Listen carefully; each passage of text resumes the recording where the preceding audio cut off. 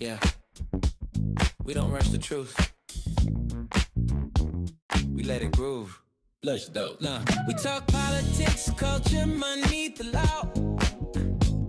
Real conversations, no curtain, no fall. Oh. From headlines loud to stories they hide. We read between lines, let the truth ride. No scripts, no filters, just grown dialogue. We say it out loud, no need to monologue. This is the Proud Mary Show. Come ride with we. Unfiltered voices, clarity. If it matter right now, best believe we know. We break it all down. The Proud Mary Show. Real talking. Yeah, yeah. Proud Mary Show. Yeah, yeah. Real talk. Real rhythm. Proud Mary Show.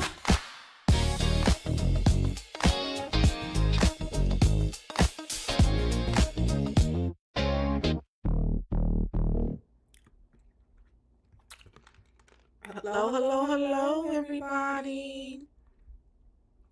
I'm gonna make sure we got everything going right now. How's everybody doing today? We are here. You know, I am Monique Je, and welcome to the Proud Mary of Miss Moses. Welcome to the Proud Mary podcast, where we give it to you nice when we can, but rough when we must. I will be alone today, and we are starting something a little different. All right, now let's make sure everything is connected like it's supposed to before I let's see. All right, we are live. So let's get on in here. Let's get on in here. How's everybody doing? We should be live. If you are seeing us on, seeing me, I have to get out of my bus, me by myself. If you are seeing me by myself, please let me know. If you are able to see on YouTube, I know you can see on YouTube. I'm going to connect that. We just showing we're streaming on Rumble, YouTube, and TikTok. So let's get this party started. Welcome, welcome, welcome. I know it's been a while since we have been here. We have been doing, I've been doing my thing on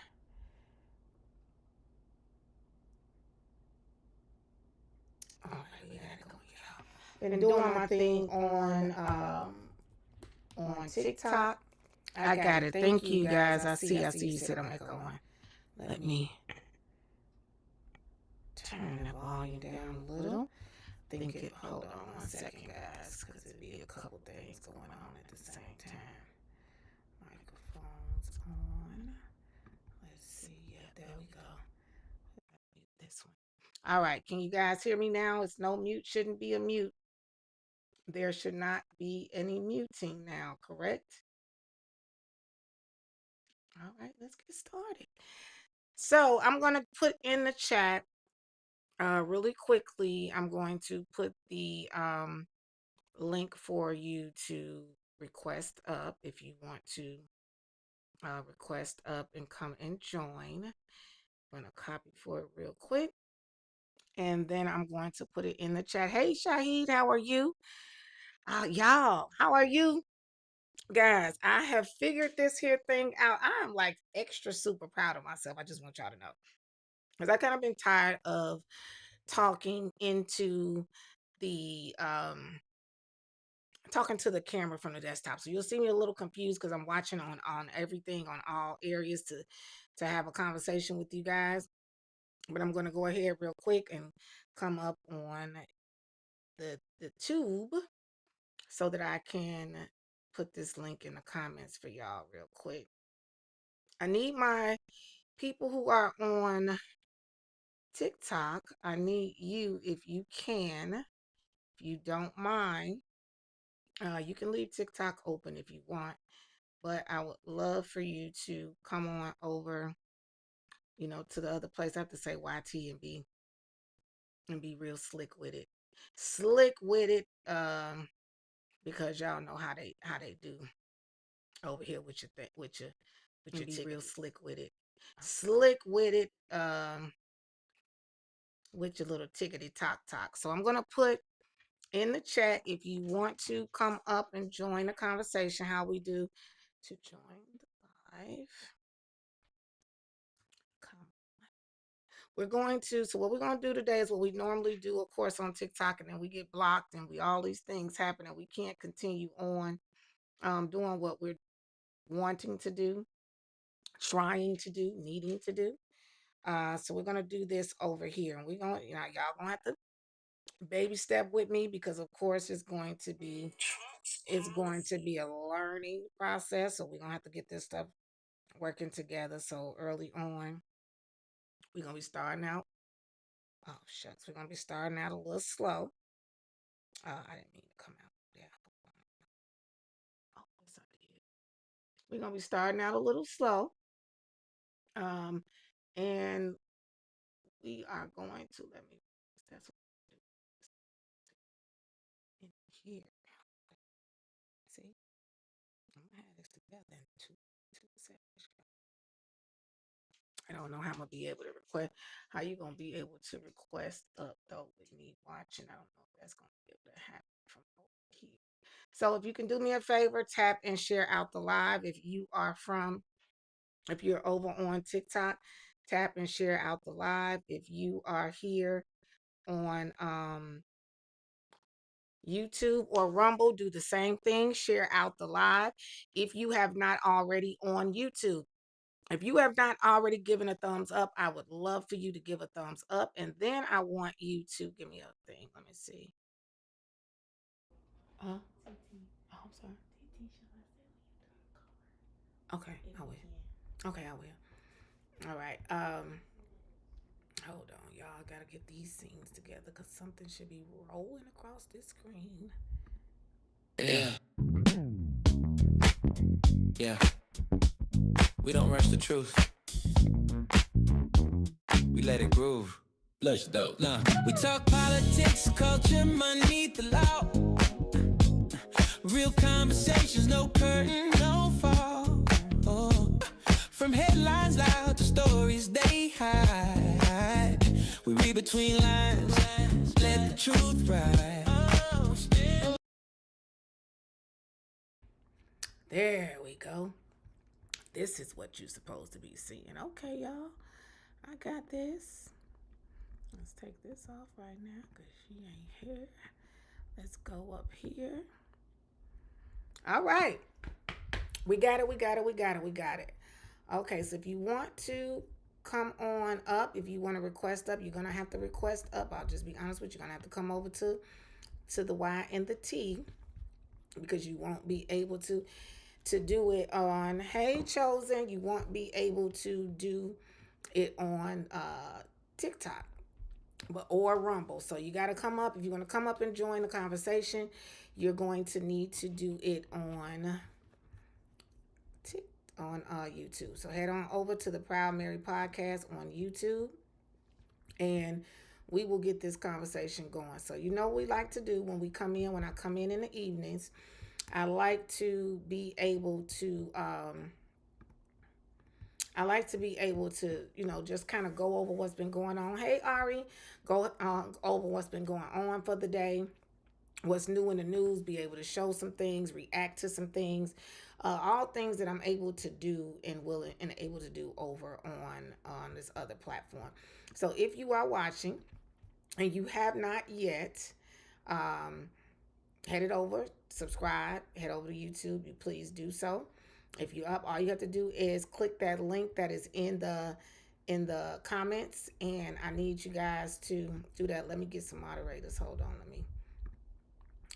me add some moderators up here so I can get some help. There we go.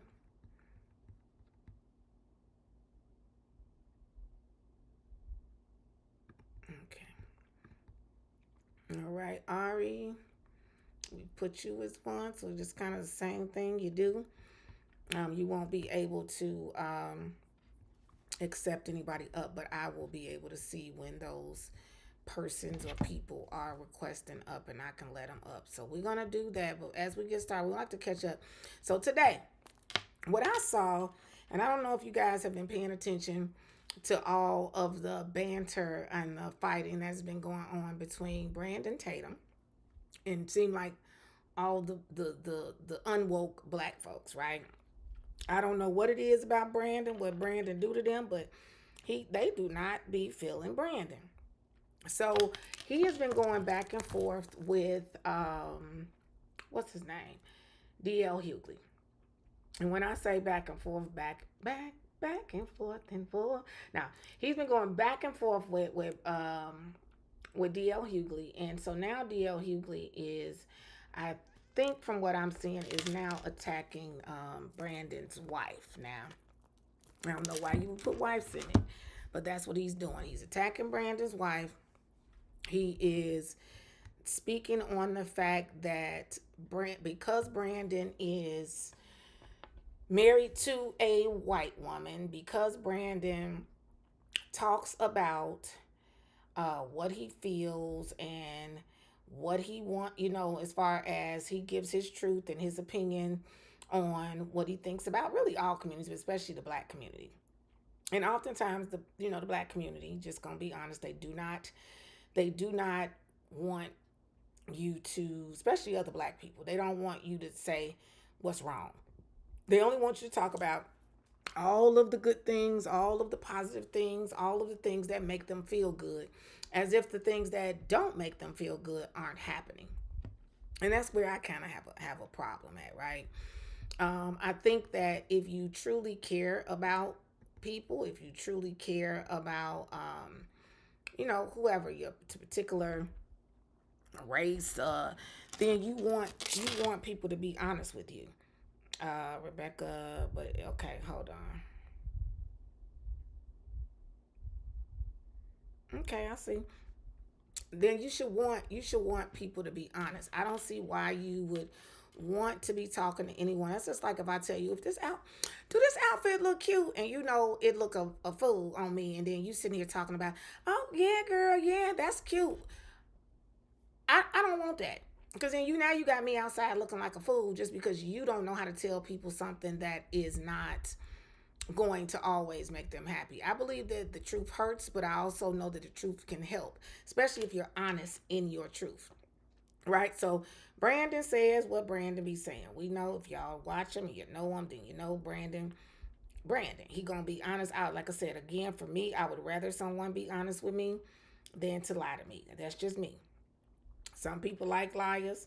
Some people like to be lied to. I'm not one of them. I would much rather you tell me the truth. Hold on, I'm trying to switch this. Oh, there we go. Okay, so here we go. All right, guys. I think we got it. All right, we got it. We got it. We got it. Who is this?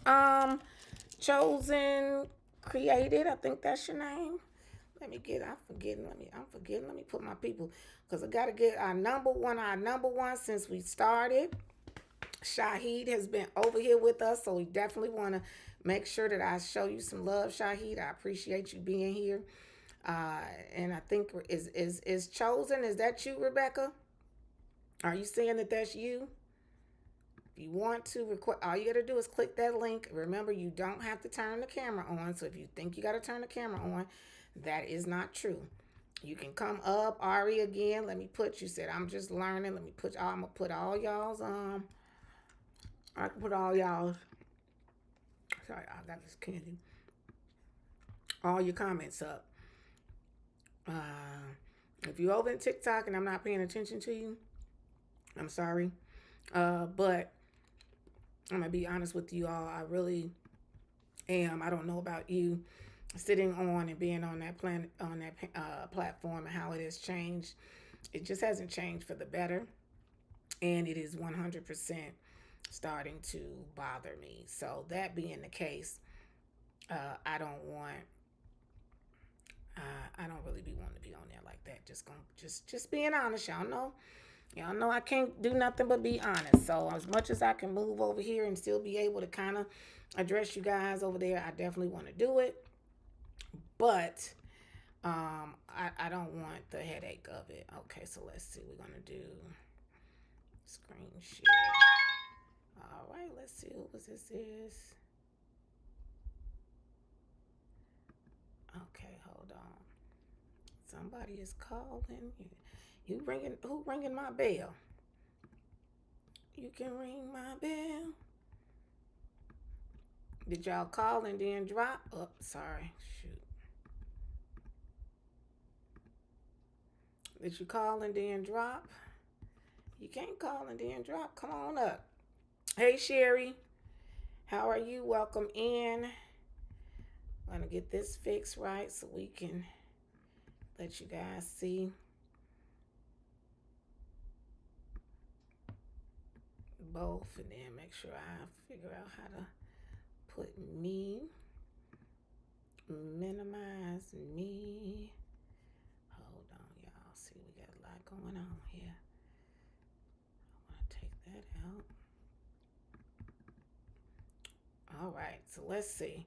I'm going to have to leave right here for now because I don't want to. Hold on. Why is it not? It's not moving, y'all. Give me a second. Let me get this down. Okay, maybe that's it. There we go. Hold on. What is this doing? Okay, there we go. Okay. All right. I see you calling. I see you ringing up. I'm just trying to. There we go. All right, whoever that is, again, kind of click up so I can go ahead and allow you to come up. I don't know what was happening, but we got it fixed now. I got it fixed now. Hey, Wayne. Hey, Pink. Okay, did y'all request? So just click the link. I got it pinned at the top. If you guys see at the top, it's a link pinned at the top. That should be the link that you can click to join up on the live. You see it's highlighted with the Proud Mary podcast. Just hit that HTTPS guest cam live, and I should be able to, if everything working like I need it to, I'll be able to accept you up. Let me make this minimize just a little bit. All right. Okay, so let's get started. We're gonna go ahead and see what they fighting over today. And let's see what's going on here. We got Tatum versus DL Hughley. I don't know Hughley. All right, here we go. Let's see. Everybody can't be fine like my wife. Everybody can't be fine like that. Toby be good boy for master. Don't send Toby away. Toby be good field hand master. That's all right, Toby. That's all right. You should have criticized me for what you think I said wrong. But instead, y'all put my wife in the middle of it. And since you want to do that, now we're going to put y'all bald head, nappy, ghetto. We put your wife in there. All right, let me throw this out here real quick. I want to tell you guys about this new shirt that we got, which I absolutely love. I was supposed to talk about it yesterday, but it's called What You Jerk. I want to first address this because there's people out here saying, Brandon, you're a Christian. Why do you have to go at this? Christians, I need y'all to understand. Y'all need to stop being soft. The reason that we're in the position we're in our country, the reason people don't know what a woman is, the reason why we got Sharia law and these radical leftist nut jobs running a lot of places in our country is because y'all are simps and you soft and you're a coward because you don't stand up. Let me just be very clear. I don't know what Jesus Christ y'all read about, but Jesus Christ, he got killed because he's willing to stand on business. Because he's not going to hide in the corner and shy away from what the truth is and criticizing people when criticism is necessary. That's why the Pharisees didn't like him, because he criticized them because they were untoward, they were haters of God, and they were sinning and doing the wrong thing. But you know what? as a man of God, as a man that stand on principle, when you come after my wife, I got to get on your head. That's just how it is. And if you don't like it, unfollow me. I don't care. DL, this what this fool did. Now, I want to put this in context real quick. I was making a joke about Michelle Obama. And I was in tongue-in-cheek. I said, she don't look good as my wife. Now, the reason that this all started is because Michelle Obama has historically, if you've watched her podcast and other video that she's been on, video interviews that she's been on, she has this condescending behavior towards Barack Obama. She talks down on him as if she the prize. And I had a whole podcast about this. And then in a short period of the podcast, I made mention about Michelle Obama jokingly. But because these ignorant Negroids, they hate me because I'm married to a white woman and I'm not a coward and I'm not going to bow down to their foolery and I'm going to call out people no matter what color they are. They want to find anything they can to try to blast me. Now, I will say this. This should have been, in my opinion, when another man, if Barack Obama would have came at me and said, bro, I don't like you said this about my wife, it's fair game. He can criticize me all he wants. That's his wife. Now, when another man that's not Barack Obama, and Michelle Obama is not his wife, want to bring me into the fold because you don't like what I said, then the conversation should have been between you and I. You should have criticized me for what you think I said wrong. But instead, y'all put my wife in the middle of it. Well, my wife can have nothing to do with this. And since you want to do that, now we're going to put y'all. Pause, real quick. I need Rebecca, I see you calling up, but you got your camera on. I don't think you want your camera on. Okay, you good now? So I can add you in. I didn't want to. Okay.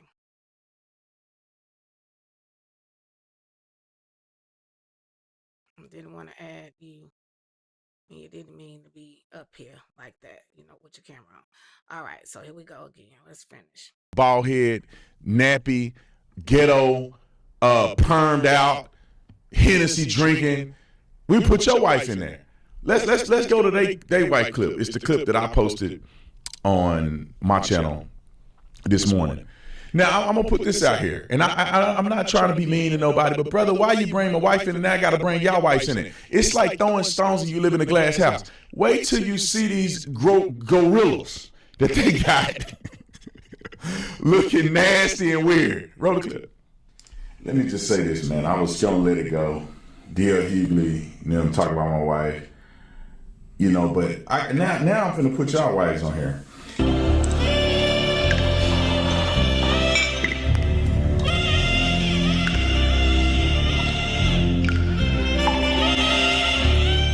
And DL, you can't say nothing.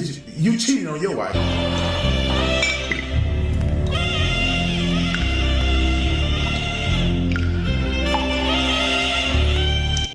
And y'all gotta think, all right, y'all go look at my Instagram if you want to see the rest of what I said. Why am I doing this? Don't you talk about my wife, and I won't bring your wife up. I'm gonna defend my wife to the end, whether verbally or physically. If y'all want to get down, we can get down. All right, but I'm trying to be a good Christian, and I'll just keep it right here on the internet. But don't stay in your place, gangster. All right, let me show you what they've been putting out on the internet about my wife, and you tell me if you think this is reasonable or not. Roll the clip. But Michelle Obama is not a good-looking woman. Everybody can't be fine like my wife. Everybody can't be fine like that. Toby, be good boy for master. Don't send Toby away. Toby, be good field hand, master. That's all right, Toby. That's all right. You be a good field hand, you can stay here. So whoever made this meme doesn't realize he doesn't look like this. He actually looks like this. Officer Tatum is shaped like a woman. Him and Saucy Santana can be brothers or sisters. Hey, now, I don't know if she a man or not. I don't think she is. I don't think you shaped like a man or not. Or I don't think you is. But I will say. And why do all coons look alike? He looks just like Jesse B. Peterson. Look at the utter despair in their eyes. They have slave eyes. Hey, y'all quit lying to this woman, act like she cute, though. You built like your grandma. You out here built like a sassy Saucy Santana. Your new name is Quiet on the Creek Tatum. You should be concerned with why you look like you transitioned. If you get quarterly work done at Dr. Miami, who gave birth to y'all children? You or your mister? You talking about Michelle like your wife don't look like a sick Jeff Ross. No matter how much money your mister spent on her face not to look like Lord Farquaad, she still ended up looking like a fresh-faced Dylan Mulvaney. He was already out here lying on Nolan Wells, talking about a source told you that he was doing cocaine. And this person told me that it's over 100% chance that Nolan was using cocaine during this period of time. But your wife looks like she does cocaine at All right, this period of time. let's continue. So now this is where these people get weird at. They go and skip over all of my wife's pictures. Okay, hold on. Let's mute. Let's get back. Can you guys hear me? Was everybody able to hear that? And are you hearing me? Rebecca, are you still up here? Rebecca? Pink, do you know how to come up? It is a pinned comment at the top. It is a pinned comment at the top. You can click it and come on in the room. Cool, Grandma, why you laughing? Why is you laughing? They was wrong. He was you said, how does he know a Saucy Santana? How does he know a Saucy Santana? Well, look, they got that quiet on the creek. It's been what's been going on from what I heard. So do you now I don't know if it's just me. But again, I guess because look, I've been involved in my own little I guess internet beef drama, whatever you want to call it. Don't y'all think at what point I guess do we act like adults? At what point do you stop disrespecting other people for having their own point of view and thoughts and opinions? That man wife don't have nothing to do with none of this that's going on. Of course, I'm sure she understands when you date somebody or when you're married to somebody who is a public figure.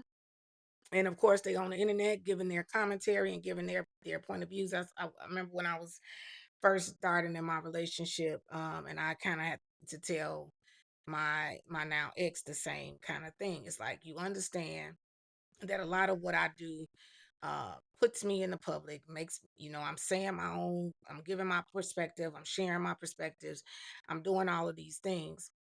And that means that it's going to be time when some people are going to like it. And then there's going to be times when people don't, and you have to,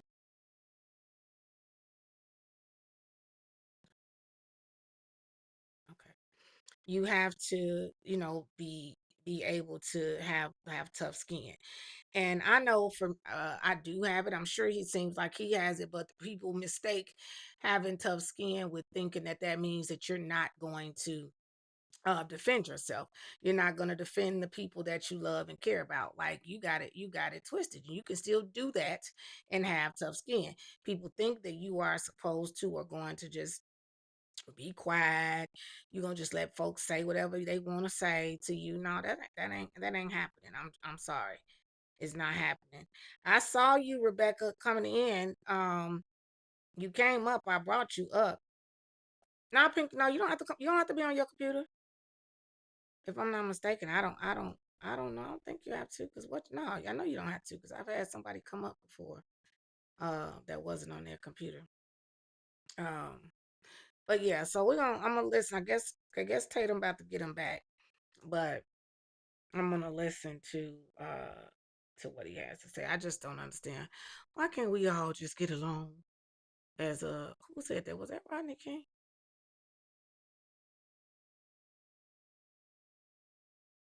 Was that Rodney King? Well, I'm trying to make sure I don't mess up nothing in the middle of this fun, because y'all know Shaheed know I be up here bothering stuff the whole time trying to figure stuff out. So Shaheed, I don't want to click. To go back to a picture of her showing without makeup on, when she had gotten surgery on her eyes or her eyebrows or whatever the case may be, and they want to put that out there. But let me circle back. Let's put these big bones out here. Let's start with DL Hughley, big body. Now, put it on the screen. Now, how you and your wife look the same? Y'all want to talk about me? Look at this food. You actually look better than your wife. So don't talk about me. And let me put this out here. And they got weave in their head. And these are pictures that we got online with them at their best, with makeup and everything on. Take that weave out her head. Take that perm out. Take the makeup off. And let's see what your wife look like. Y'all wives are pretty embarrassing. And these black women and these black people love to trash white women, but y'all got trying to have white women hair. That ain't your real hair. You perming that. That ain't how your hair lay down like that. You putting extensions on that. Come on, let's go to Talbot. His Thicky Smalls. Look at now. Next one. Look at it. I can smell that curling iron burning right now. Look at it. If you take that makeup off, you take that weave out their hair, you take that perm out, now let's see what your wife look like. Let's my wife is beautiful. Go to another picture. My wife is beautiful. Y'all mad at me because your chicken fried steak eating women with type 2 diabetes on the verge of having a stroke. Don't get mad at me, bro. All right. I think I've said enough. I just had to put their big backs out. Wayne, why is you laughing? So, I mean, I don't know what this is. And I get it because DL Hughley is, hold on. Right. I get it because DL Hughley is a comic, right? So I guess his job is to make people laugh, but I think that, and well, I know that his reason for doing this right now is really just because he does not like what Brandon Tatum be talking about, and we know that, right? Ain't nothing more, nothing less. He doesn't like it, and for some reason, I'm gonna say black liberals, black Democrats, the people who are in the masses, right? They vote and they think how they think in the masses according to what all black people think in their minds. Those people have a problem with you having a difference of opinion, so then they think it's their job to embarrass you, to try to diminish you, to try to make you look bad. When it comes to being on the internet. Like again, like I just said, I literally he's protecting his wife, Wayne, exactly. Um, I literally have just been dealing with that over the weekend. That for some reason, people just don't know how to handle or deal with the fact that some people are, confident, and some people are going to be just as confident as you are in your stupidity. They are confident in them being an intellectual, them being a free thinker, and them making decisions for themselves. So, we be watching my boy Brandon Tatum on here, so I saw this going on today, and I wanted to delve in on it. If you guys, you can say if you want me to say something in the chat, you definitely can say something. If you are over on YT, which is where I'm at, so you guys can see over on TikTok, you can see on Rumble. We're on Rumble too at the same time live. If you want to come up and join the conversation, I'm not watching in Rumble right now. I'm going to figure that out because then that means I got 3 things to be doing at the same time because I am, of course, being on the show and also producing and doing all of the content that's going on right now. So I got a lot I'm doing, and I want to not drive myself crazy right this minute. Okay, so we're gonna see what else. I know we wanted to get an update on what's her name, the Clancy woman, what was happening with her today. We're gonna do that. We're gonna do a couple. Oh wow, okay. So see something new going on. We're gonna squash this. Y'all know. So what we do over here on Proud Mary, we have several different segments.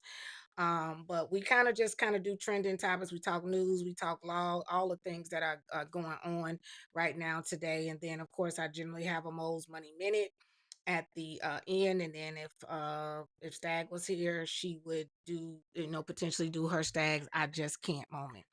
Not sure if I'm going to do a Mo's Money Minute today, because we also going to be I'm trying to blend what we do over on the Let's Be Honest show on TikTok and what I'm doing over here together. So I have a crime squad. We kind of watch our crime and we, try to determine who's guilty, who's innocent, what their sentencing will be, what their verdict will be. All of these things. The goal is to just think critically. And so because that is the case, we're probably not going to do the Money Minute today, because we're going to continue on and kind of carry what we do on TikTok on Let's Be Honest. After today, I think possibly tomorrow I should be able to move a lot of this to Let's Be Honest. Let's Be Honest on TikTok as well. But until we can do that, we're gonna do it we're gonna do it on Proud Mary. Okay. So y'all know, if y'all don't know anything, y'all know there's one person in politics. If y'all know who on the Democrat Party, I can't stand. And I always say, if I ever was to see them, I would give them a knuckle sandwich. Do y'all know who I'm talking about? If you on TikTok, if you on YouTube, please put it in the chat if you know who I'm talking about, before I show y'all what this ding dong then had to say for today too, and give my reaction and my point of view to it. It's probably who. Do y'all know who I can't stand? Anybody y'all know who I can't stand over on in Hakeem? Ah, cool girl, right? Oh, I said his damn name. Y'all, I'm supposed to have y'all guess. Hopefully y'all didn't hear it. Did y'all hear what I said? Did you hear what I said? Let's see. Y'all,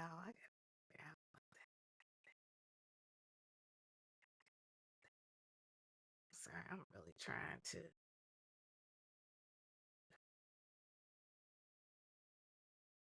Okay, I can't figure it out. I'm gonna leave it alone.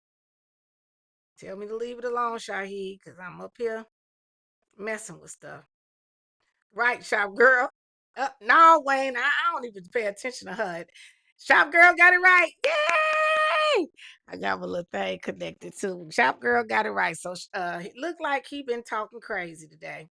Now I don't know how he think he got the room at What's all up, y'all? to Just talk finished about- up Hold on. an event here. Talk about anybody. But I'm gonna let y'all see old Lakeem and see what he lying about today.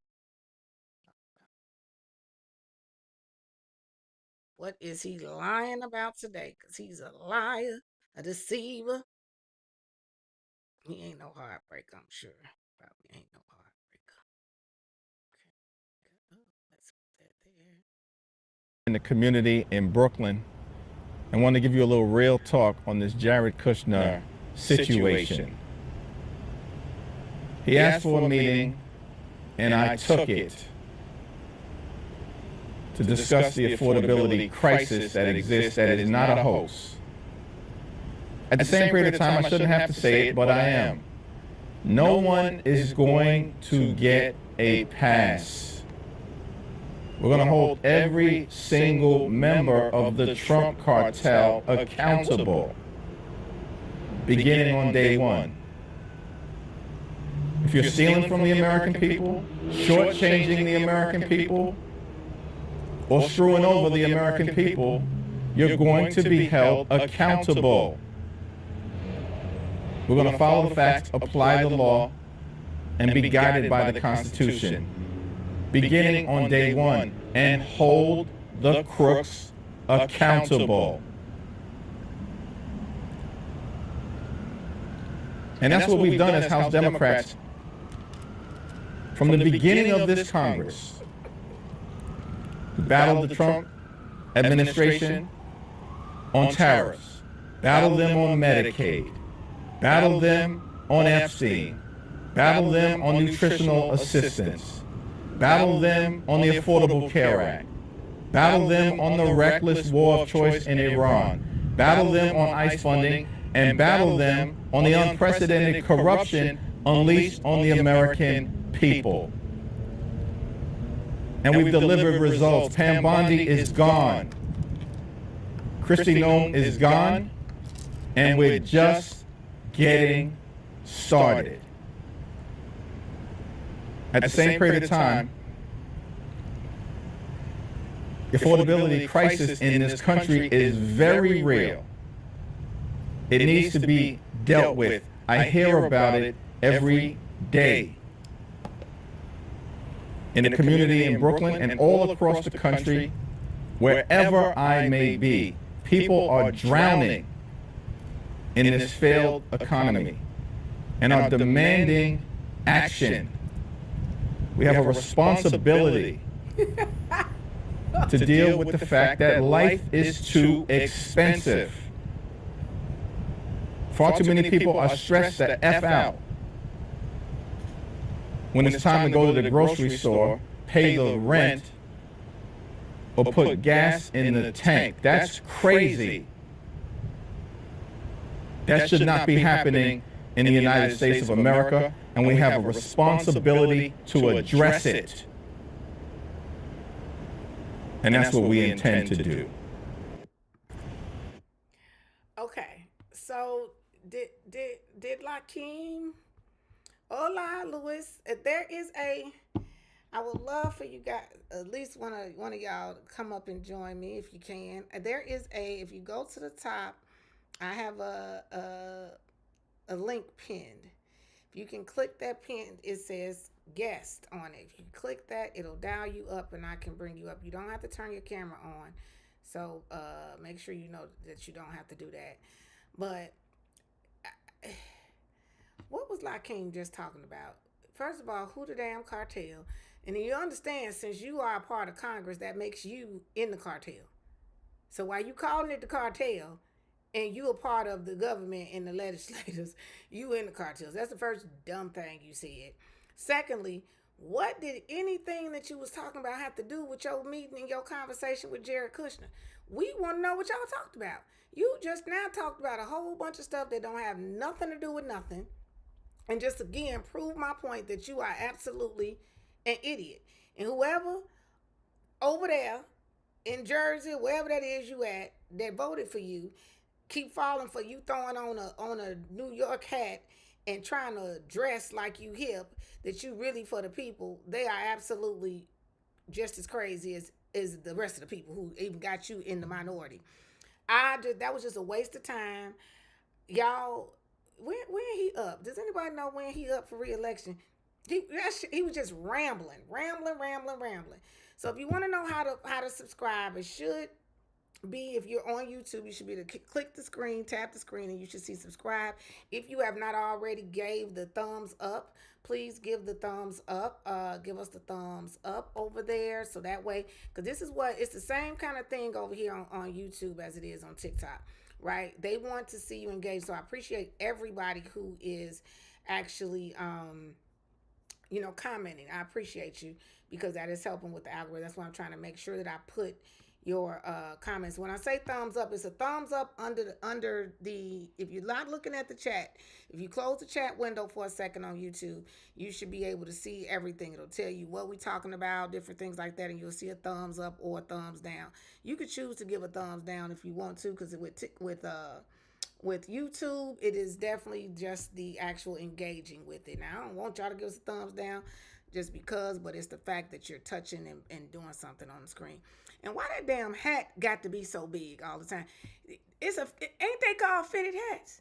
So why he can't find one that fit? That's really what I have. Every time I see him, and that's how you know he don't wear that for real. Because if he did, he would know his hat size, and he would be able to fit his hat size, and it wouldn't look like I could stick my hands up in the side of his hat because he got so much room. Why does he do that? It bothers me. Hey, Revelation.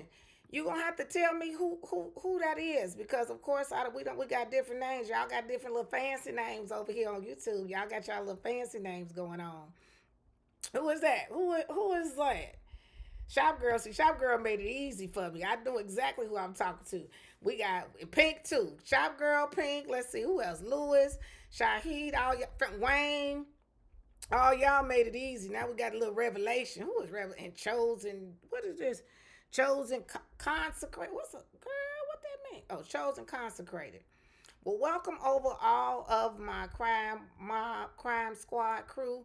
Welcome over to YouTube. We're going to, of course, the more comfortable I get, I'm sure the more comfortable you guys will get with being able to come up and have a conversation and do all the same things that we do over on Toxic Talk. Sorry, y'all, that's over there. But the same stuff that we do with just a little bit more. Don't have to worry about all of the getting blocked, getting restricted, because we didn't say, oh, Jesse, it's you. Hey, Jesse. Hey, getting restricted, getting lied on, all kind of stuff that I don't be doing over there because they all for the BS and the people who are about BS. So, yeah, we see Lakeem is doing exactly what Lakeem generally does, lie, and getting up here talking loud and ain't saying a word, because I haven't said anything, heard him say anything of substance. Says he talked to Jared Kushner, and we still don't know what he talked to him about, because he has literally said absolutely nothing. All right, let's see, y'all. Got one. Oh, we did that already. We got okay, so looks like y'all can say whether y'all believe it or not. Let's see what's the next updates going on. President Trump has moved to economic. What we believe it or not today. Let me let y'all see the latest thing that I found. Finding, because I know you noticed that for some reason people aren't talking about it. I don't know, because it's kind of like out of sight, out of mind. Once you start talking about, once things go so long, because at first, remember, they was this war, this war, this all they kept talking about was the war. Now all of a sudden you don't hear nobody talking about what's going on, because they swore to y'all we was gonna have to have boots on the ground. So we're gonna give an update of what's going on. I think I gave you guys yesterday what went on in regards to Scott. Is this Scott? Yeah, Scott was saying, and what he was saying as far as the economic war. But now looks like we got some updates, and we're going to hear them really quickly. Choke off Iran, unleashing Operation Economic Outcast, and he's putting the rest of the world on notice. Do business with Tehran and face U.S. sanctions. Here's Treasury Secretary Scott Bessent yesterday. We are launching an economic onslaught against Iran's financial connections around the globe. Our objective is to sever every economic lifeline that sustains this tyrannical regime until Tehran stands alone. There will be no minimal breathing space for the regime to rebuild its capacity to inflict terror against America and the world. The new sanctions target 5 of Iran's key economic lifelines: digital assets, gold, aviation, technology, and shipping. Meanwhile, Iran is firing back with a warning of its own. Chief Foreign Correspondent Trey Yates is reporting on all of this out of Tel Aviv for us at this hour. Hello, Trey. Sandra, good morning. On Monday, U.S. Treasury Secretary Scott Bessent announced Operation Economic Outcast to try and isolate the regime in Iran. The actions of Treasury and other agencies will tighten the noose and block every potential source of revenue that funds the IRGC and the evil Iranian regime. And let me be clear, any entity that facilitates money laundering on behalf of Iran will be removed from the U.S. dollar system. The clock just started ticking. Woo, did y'all hear that? Hold on, let me get this right. Did y'all, oh my God, they ain't playing. Did y'all hear what he just said? Did y'all hear what he just said? They literally just said that if you end up trying to play around and give something or sneak something or do something with Iran, you ain't going to be able to use the dollar no more. Now, you're going to have all those cynical people. Well, they got bricks. They got it. Yeah. But then that would mean that all of our travels, all of that the Americans do with their money, you're not going to be able to get that. We ain't going to be coming there because we don't want to go nowhere that our dollar don't mean nothing and you can't use it over there.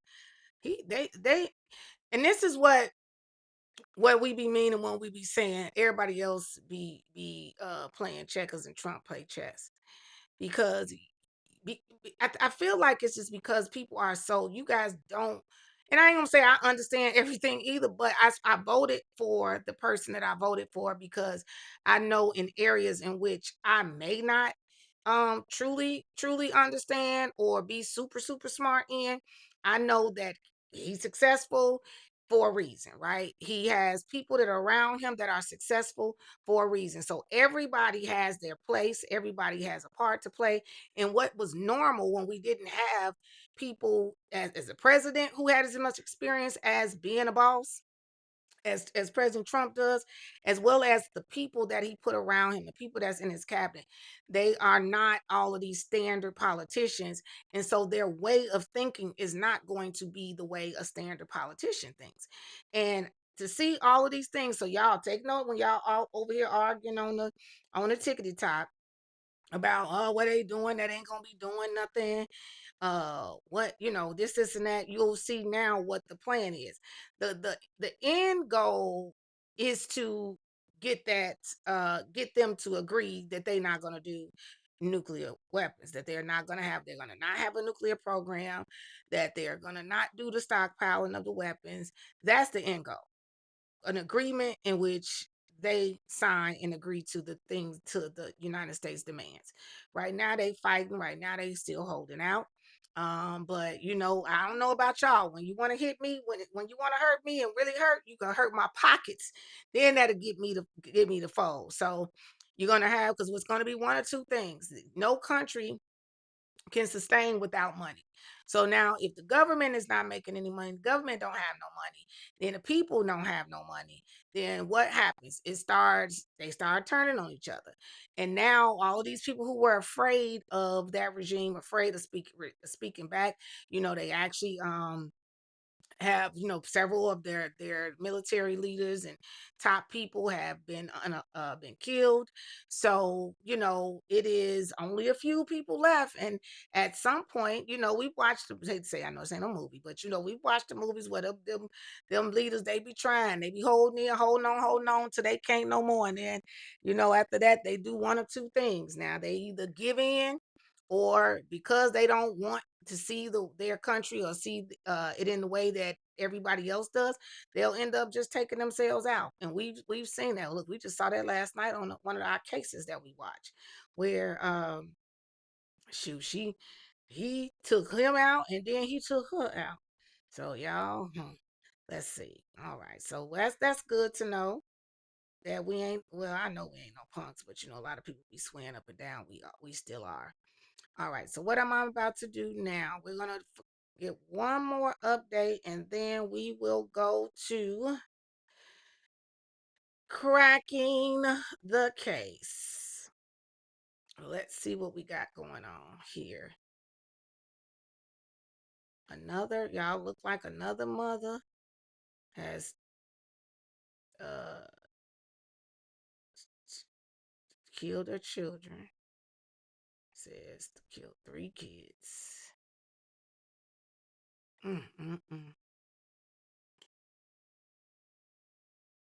Why y'all look? It's so cute. It's funny. I'm looking on somebody's YouTube and I see Nakia on here. They always grabbing Nakia and putting on stuff. Let's see.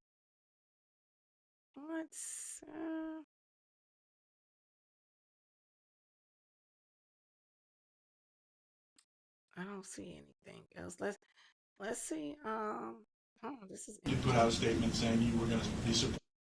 This is interesting. I want to hear, because they swear up and down that the party is racist. This will be my last thing. We'll watch on this and then we'll actually put the crime on. But so they're asking DeSantis if he's going to campaign for Byron.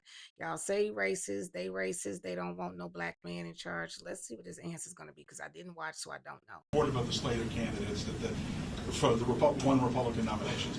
I just wanted to ask, do you anticipate that perhaps you will do any campaigning, any appearing with people like Representative Donalds, or do you think you'll be primarily focused on state policy and doing the things that Well, I'm definitely going to be doing state policy all the way till we turn the lights out. We're going to be very active. I believe when you get elected to serve the full term. I already told, we told our agency heads and my staff, no senioritis here.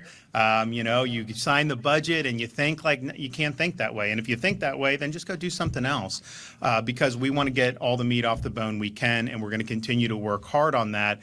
That doesn't mean that I won't, be involved. I mean, I've and we had a lot of candidates win last night. I mean, obviously the statewide races, we knew, had a good sense of that. A lot of new congressional races now, a lot of new Republican nominees there.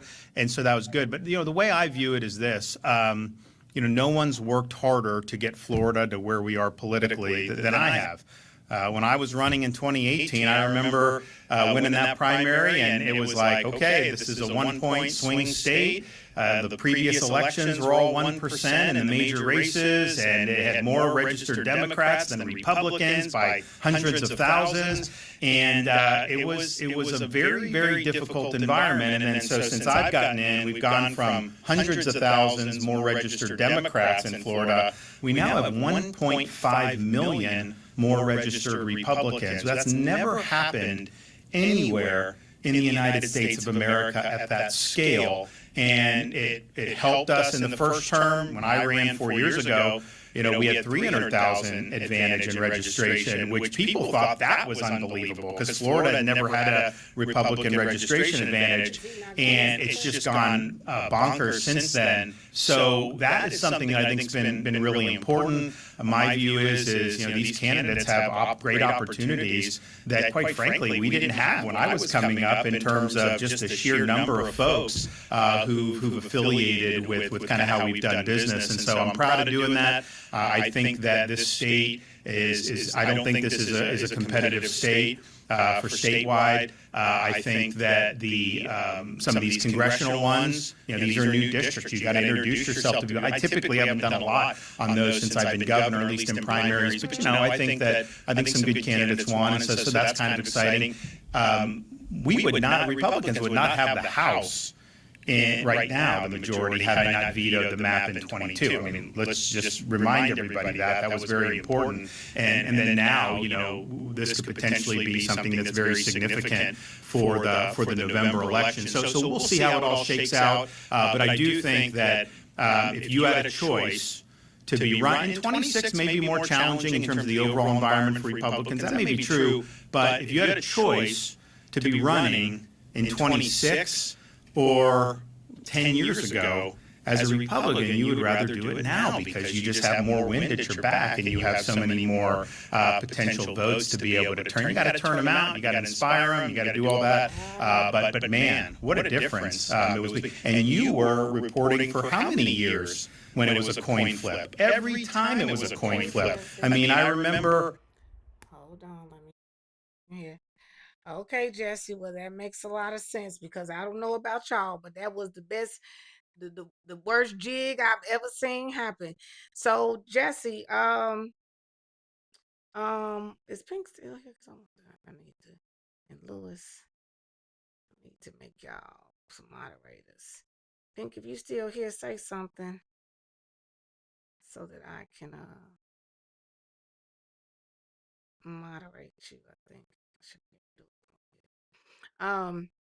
But yeah, so Jesse is the guy, the person lost. So Jay Collins lost because Byron won a nomination.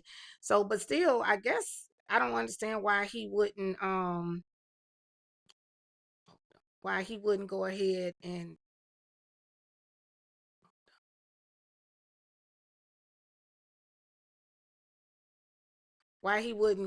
now and say it. So do we know, is it any gossip? Do we know if he doesn't like Byron?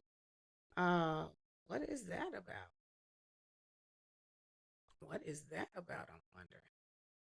That definitely is interesting because he 100% just danced around answering that damn question. So maybe he doesn't like him. Jesse, do you know? Does he like him or not? Let me see.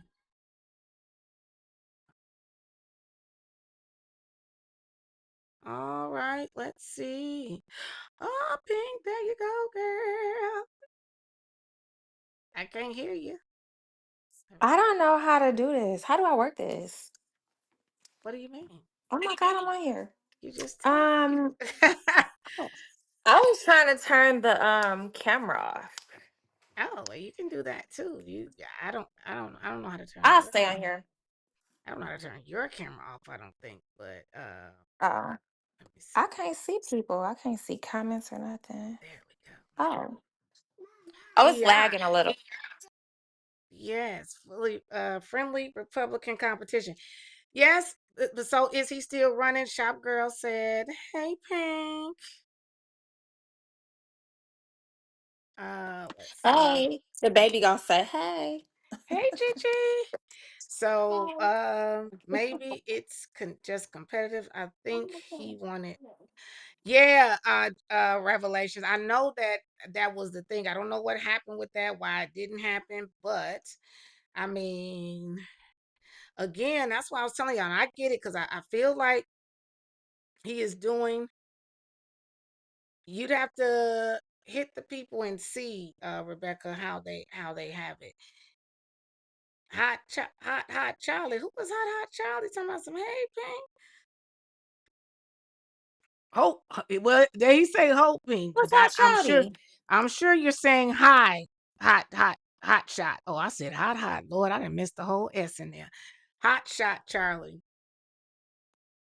Let's Oh, see. hi. Look, she's like hi.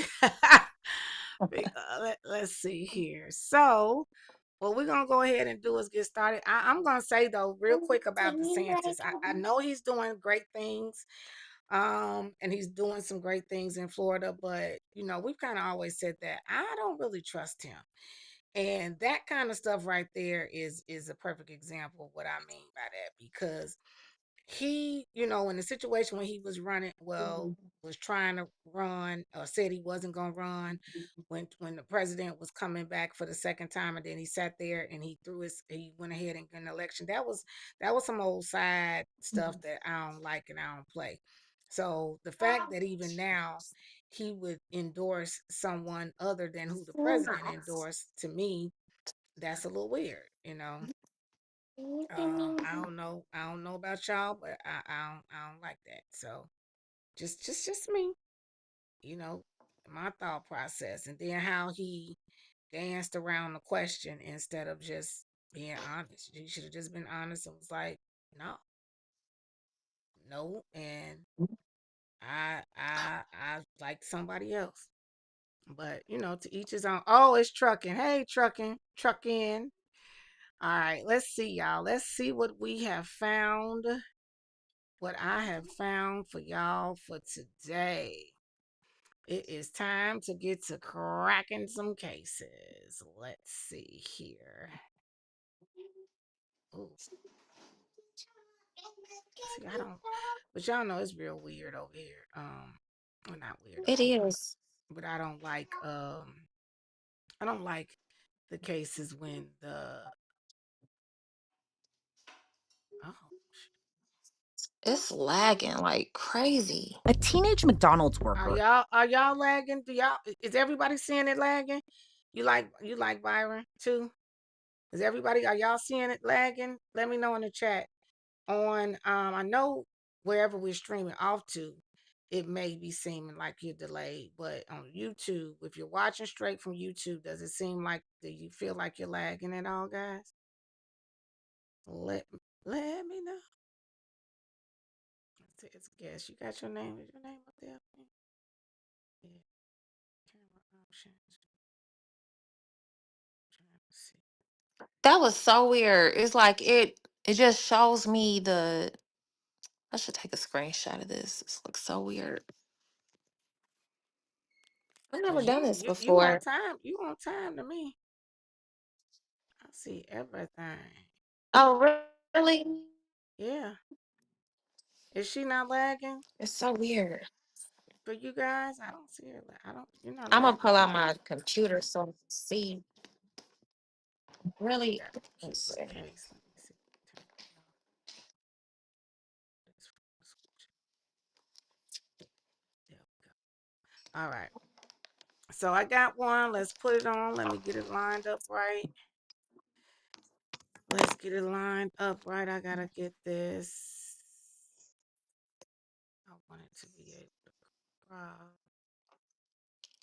Put on my glasses today. Okay.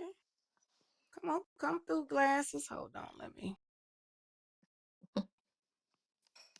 I don't have my contacts in. I can't see. Blind pink. You blind? Yeah, I am. Oh, I can see really good up close, so like really bitty itty bitty writing, I could see that really good.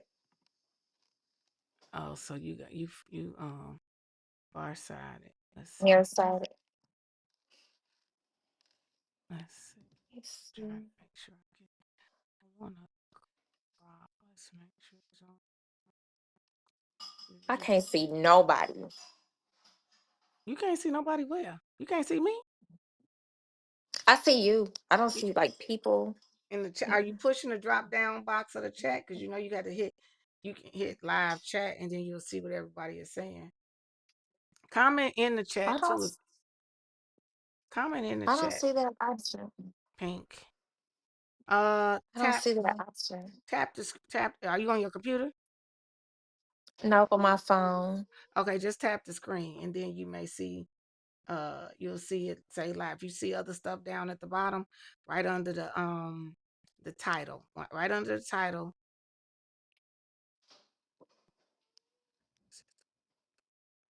Nope. This is so weird. You all were hearing because you know I know Shaheed had he was having an issue hearing everything, so we gonna make sure Oh. y'all were hearing when the videos were playing, right? Because that used to be our main issue, and I kind of figured it out. Now my thing I'm gonna do is try to figure out how to. Oh, I hope it don't start doing that mirror thing. I have to find the live on Hello, here. Mary. How are you? She talking about good. Your name not Mary. All right, hold on. What is that? Coming, ringing. Who ringing my bell? Rebecca? Did you mean to ring the bell again?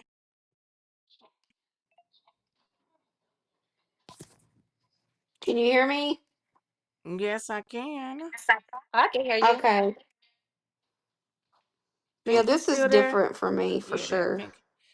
Yeah, of course, change is good though.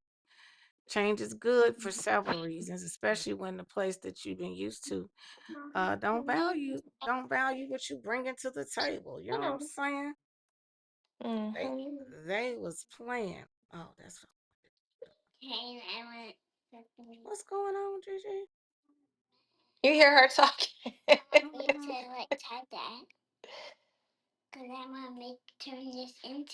Okay, here we go. Let's see. We're gonna crop this out so y'all can see this really good. I don't like y'all to be seeing what's going on though. That's be the thing. Hold on. Cause then it tell everything. So it's gotta be a way to crop this out. So give me a second.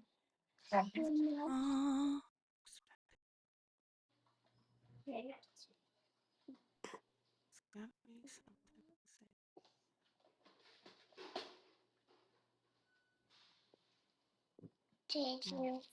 I gotta log on my computer to see what's going. I'm gonna have to mute this. I get my iPad. I think almost what I'm gonna do. You ain't trying to be on camera. You fine unless it's bothering. No. Yeah, unless it's bothering you. That's what I'm saying. You fine. You can leave it like that. Okay. So now everybody can see about just as clear. I think it's gonna get bigger. We're gonna make it wider. Hold on. I'm gonna mute myself until you ask me a question or Okay. anything, okay? Oops. Okay, got you. Is this All right. video a fight? No, I shouldn't be. I'm trying to. I think. Let me make sure. No, this is well. Let's see. Let's make sure.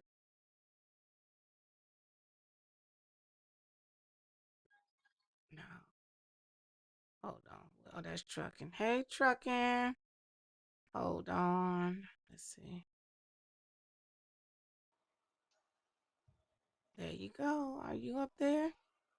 Am I up here? Let's see. Am I? Can you hear me? Can you hear me Um, now? Can you hear me now? Let's see. can, can you Yes, hear you me? somewhere. I don't see You you, can but hear I me? hear you. I hear you. Oh, I okay. don't, Let me see. I don't Pink see was you. right. This is weird. Pink was right. Yeah, that's what It's like a. happens. Oh wait, yeah. You know you can't see me because the light off. Boop.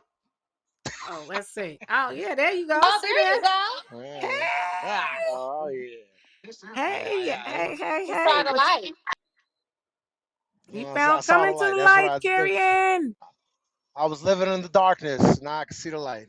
See what Right. happens when you let Jesus in your heart? Oh, look Mm-mm. at that. Show desktop icon. Show desktop. Okay, I'm gonna get this. Hold on, because I'm sure it is something I am not doing.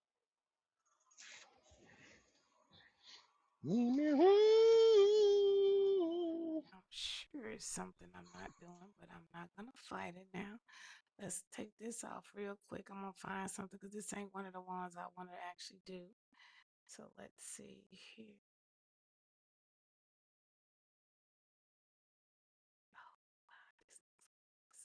This look like it's gonna be good, but You said you see blood?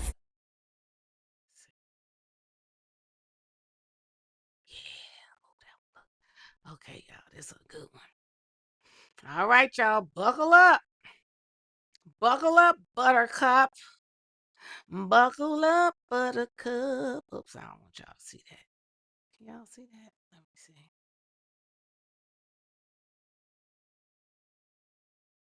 sure y'all can see everything on the screen. I gotta look over there. Okay, yeah, I think that's perfect. All right, let's go. Tell me if you all. I gotta mute one mic and then play. There we go. Let me know if y'all can hear. 110 radio. Go around back. Get EMS out here. These officers have just found 41-year-old CSU professor Dr. Todd Morgan shot dead inside his home. But as investigators scramble to figure out who wanted him dead and why, the case begins taking a far darker turn. Oh, okay, then that definitely wasn't us, because he did not hit it. He did not pull it over. You would have seen that fly all the way over here, right? Yeah. So that paramedic never stepped over there. No, and I checked his shoes. They didn't match. His ex was dating someone that he said felt threatened by her and him ever having to exchange anything in person.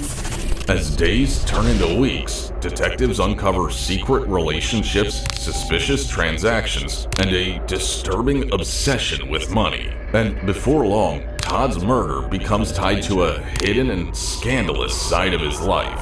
He seems like off, like weird. Like, I don't know. I get a very off feeling. What's your name, ma'am? My name's Linda. Did you have any sort of a relationship with Todd Morgan? I really don't remember if I met him before.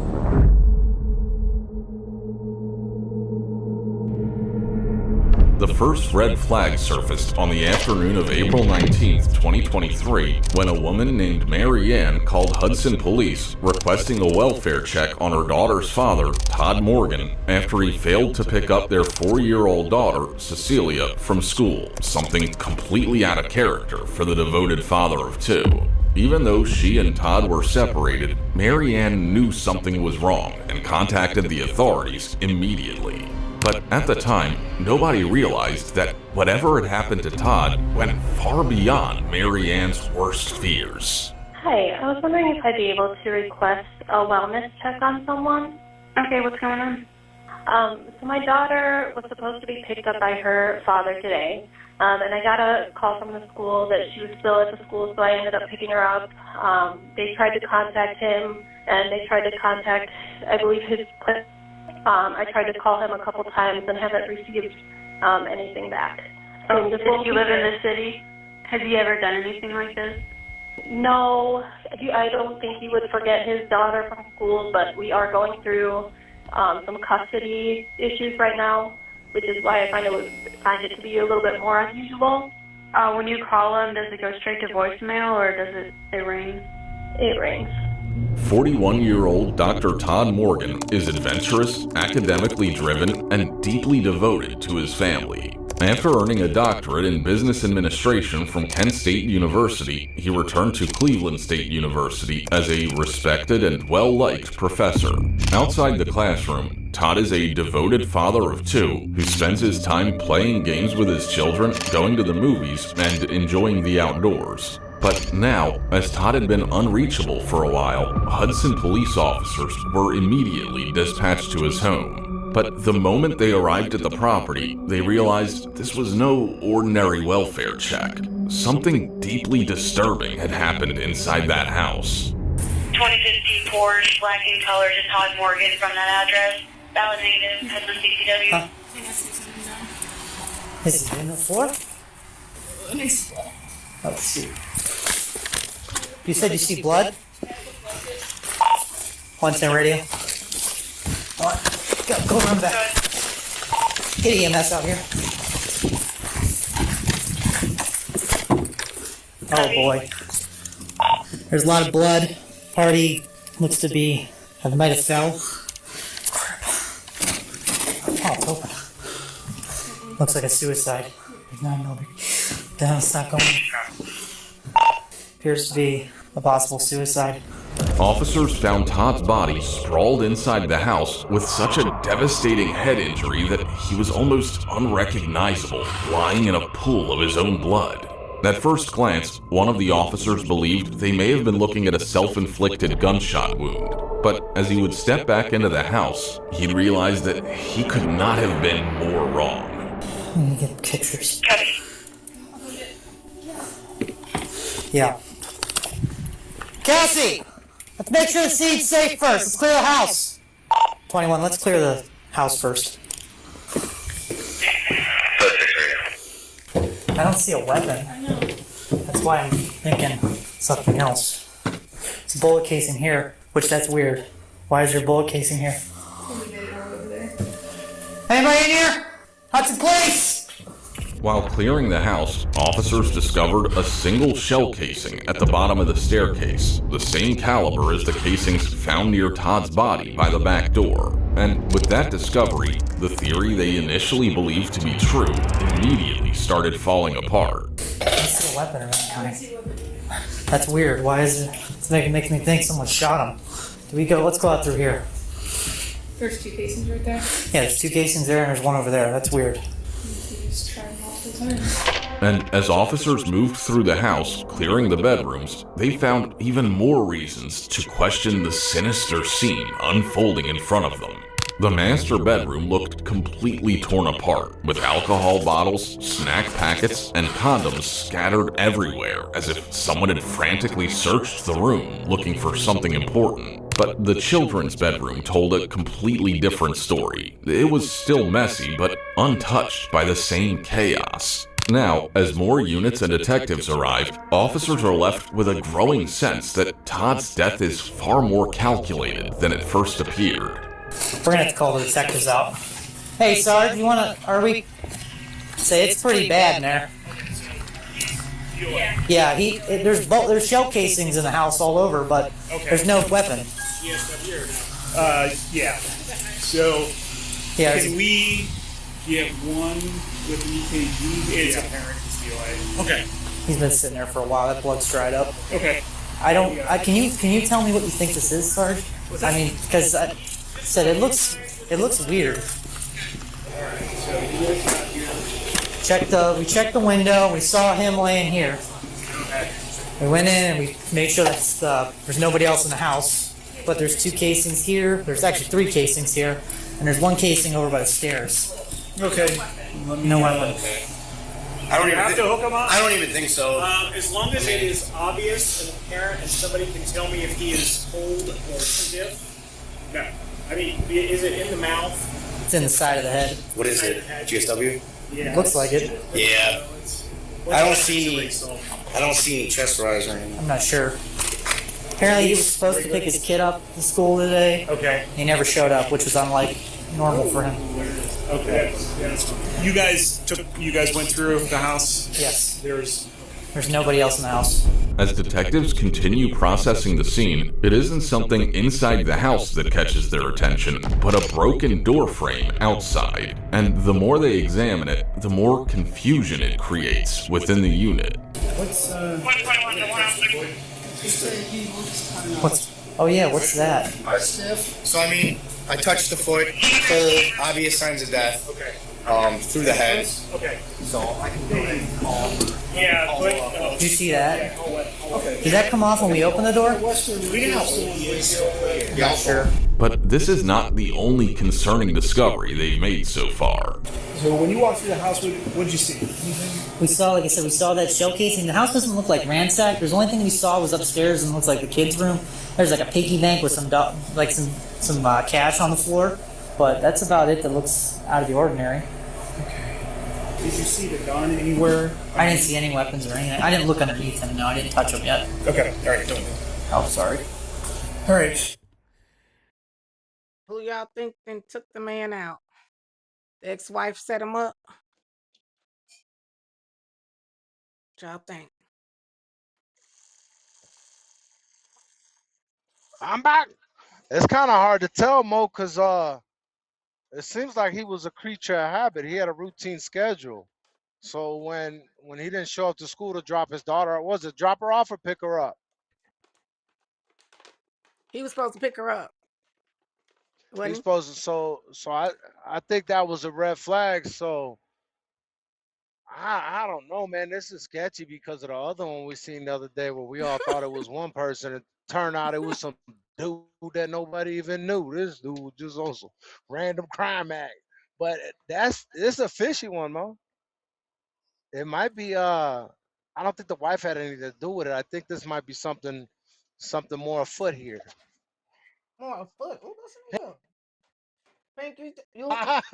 Pink, you know you be to solve the crime all in one viewing. So who do you think you know who did something? Or I think he was having sex with somebody. Cause where them condoms used? Like, what was going on with them condoms? I'm trying to figure that part out. I'm like, were they open? Like, what were they looking for? I think he done took a hooker home. And she was looking for the money. Like she was looking for some dough. That's what I think. I think she was looking, like trying to figure out where the money was at. She probably tricked him, or maybe he was messing with a transvestite. I don't know. Oh God. Not the And transvestite. they popped pick a transvestite pig? They popped them up and then they ran off. They was looking for the money. Well, that do sound like it makes a lot of sense. What do y'all think? Leilani said yes over here in TikTok. Leilani, you agree with Pink? It was a transgender, a transformer hooker, and he didn't got caught up. Okay, she was typing. So He must be that? Yes. So that would have been for trainer. Yep. The team has just noticed a bloody shoe print at the scene. At first, investigators believe it may belong to one of the responding officers who accidentally stepped through the area. But as they begin checking the shoes of everyone who entered the house, detectives realize they may have just uncovered the first piece of evidence that indicated something far more sinister had happened to Todd. So I don't know. Okay. All right. Hey Cassie, what's your boot look like underneath? That's what I'm gonna check. It's Oh, okay. 1920. Yeah, gotcha. Did you get that, Lee? I don't know if that was from us. I got a picture of it. There's 3 shell casings right here. Yes. Just be careful, so don't step anywhere up. Oh, okay. Yeah, I'm gonna hold off on taking pictures inside. There's the shell casing up front, correct? There's a shell casing by the stairwell. Okay. Can I see the bottom of your boot real quick, just to see? No. Can I see the bottom of your shoe? So I tried to tiptoe around We just have there's shoe prints coming out. We just want to make sure they don't. I only went in and I tippy-toed around the Okay. He went in the house. I didn't. All right, are you guys good? Oh yeah, if you are. Yeah. He said as long as doesn't match their shoes. Doesn't match mine or yours. No. Yeah, any of our boots. Oh, okay. Right there, and that match. Where's the? We didn't step over there. We stepped over the water bottles. No. And then I checked EMS. I checked the guy to check to make sure. Lombardo, yeah. Yeah, and his shoes did not match that. Okay, so. And then he's the only one that went in. Double check Sean's. Yeah, unless when Sean walked back out, he did it. But we both went over the water bottle. Lee, just for good measure, bottom of your feet. All right. And as detectives step back inside the house to re-examine the crime scene, they uncover a hidden side of the professor's life inside his bedroom, one shrouded in secrecy that would eventually change the entire direction of the investigation. For now, to understand who could have wanted Todd dead and why, detectives begin canvassing the neighborhood, searching for anyone who may have seen or heard something unusual around the house. That's when they come across their first witness, Linda. Linda's daughter often babysat Todd's children, giving the family a close connection to the home. But what Linda shares with investigators immediately strikes them as odd. My daughter babysat for his kids a couple of times, and then after that, I haven't really talked to him. Okay. Did you happen to notice anything's odd the last couple days at this house? Unknown weird vehicles, weird noises? Odd, but okay. You know what I mean? But I don't know any. That's why I'm wondering, because my daughter babysat for him, and I always said there's something weird, and I didn't want my daughter to baby because I just felt like something was weird. But he's got 2 little kids, so I mean, if he's got 2 little kids here, I don't know. His kids live with him normally? He said he had the kids, but like part-time. Okay, so, because I know he had a divorce. So he had a divorce, okay. But he had some girlfriend too. Okay. I saw her and I met her. I think she lives like in Aurora or something, I don't know. Okay. So, but you know, this was a while ago. Maybe they broke up. I mean, I don't know. Okay. And I mean, my daughter babysat for him like twice. The kids came over, and he said he never let anyone in the house because he said he was gutting it. So, and that's all. And then he said he worked from home. He wanted my daughter to babysit while he ran errands and stuff. And that was it. Okay. And I just wondered, what does this guy do? He has a Porsche, but he's working from home. I don't know. I don't really know anything about it. Okay. Oh, so that's all I can't tell you anything. Linda's statement had already hinted at a hidden side of Todd's life, one that he had kept carefully concealed from both his family and the community. But as detectives spoke with more neighbors, a grim picture of someone frequently visiting Todd's house began to emerge. Hi, sir. Oh, hey, officer. I'm Officer Bell in Hudson Police Department. Hi there. Hi. I was wondering if when the last time you saw your neighbor.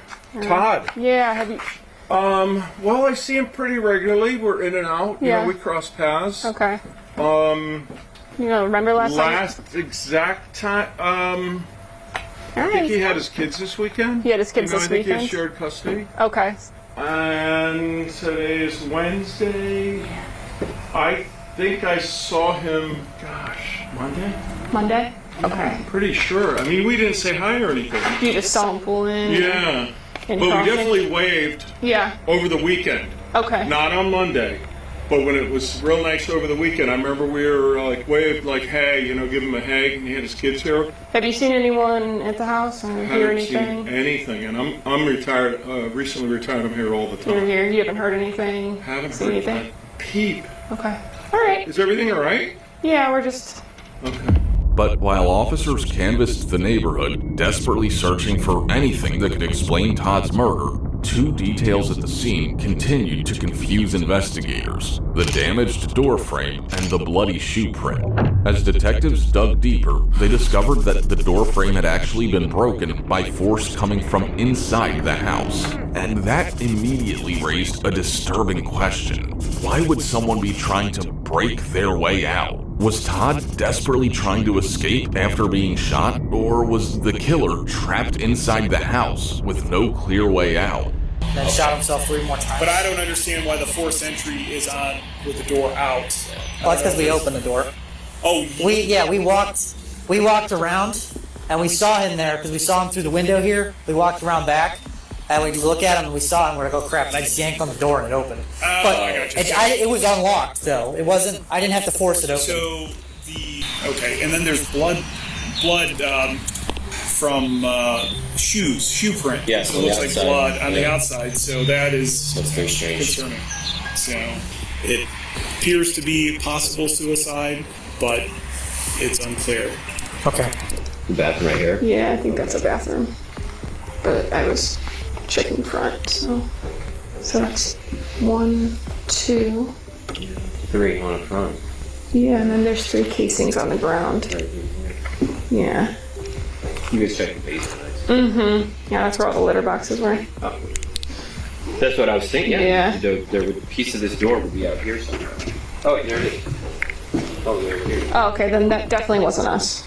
Because he did not hit it. He did not pull it that hard. You would have seen that fly all the way over here, right? Yeah. So that paramedic never stepped over there. There's the door, piece of the door jambs right here, too. So. Was it that forceful when you guys opened the door?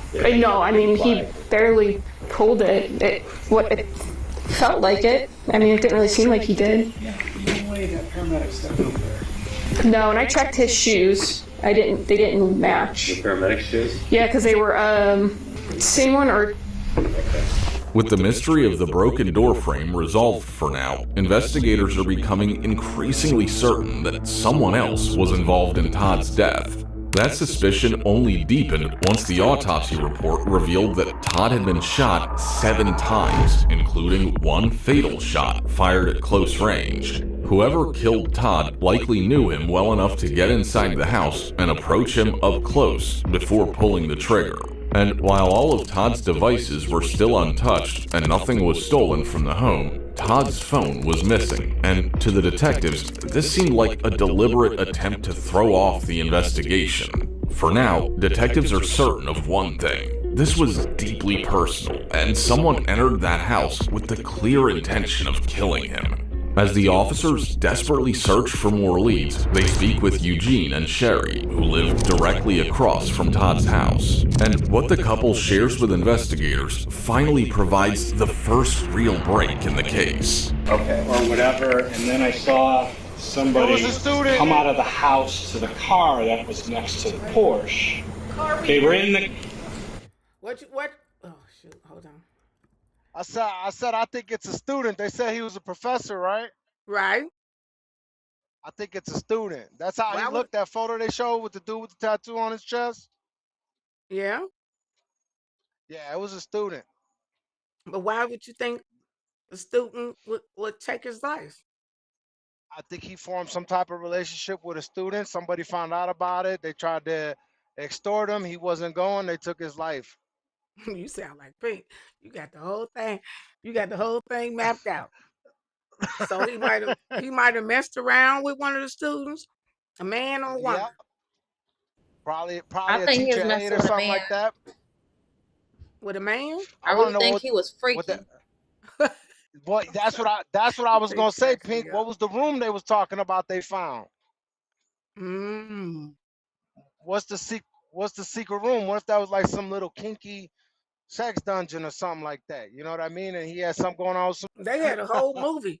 They had a whole movie going on. All right. Okay. Now, I could possibly agree about a student. I think that could be true.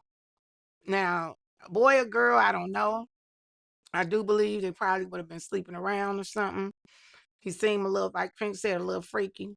He had his condoms and stuff laying around, but you can use condoms on man and woman. So, I don't know. All right. Let's see. Where's Grandma? Cool, I got you up there. You in here, girl? All right. They were in the car. I mean, it was there. The Porsche? No, it was next to the Porsche. Okay. And it was there when I woke up this morning at 5 o'clock. You know, as I walked. The car was already there. The car was already there. The person was due. Yeah, when I woke up. Okay. But at 7:15, 7:20, I heard. I saw someone come out of the house go to the car, open up the car, was there for a while, and then took something back into the house, like a package or a box, it looked like. Okay. And then came back out, not running, but walking fast. Quick paced? Yes. At what time was that? It had to be 7:20. At 7:20. Yeah, that it all happened within a couple of minutes. That was, you heard the two shots, I'm assuming, I don't know, and then I thought someone was banging on something, and then a little pause, and then 4 more. And then they got in the car, and they left, but they didn't, like, leave fast. They just were, like, going down the driveway. Okay. Can you describe that car? It was a smaller car, light colored, maybe a light blue, light gray. I couldn't get the make of it. Do you happen to have cameras? I checked my ring. It didn't pick it up? It didn't pick it. It didn't pick it up. Okay. It was it like a 4-door or 2-door? I couldn't tell. Did you see the person that was driving? No, I didn't. No, I did not. Okay. I did not see the person. Okay. My wife thinks it was long hair. We were in different places. So I was finishing my coffee here.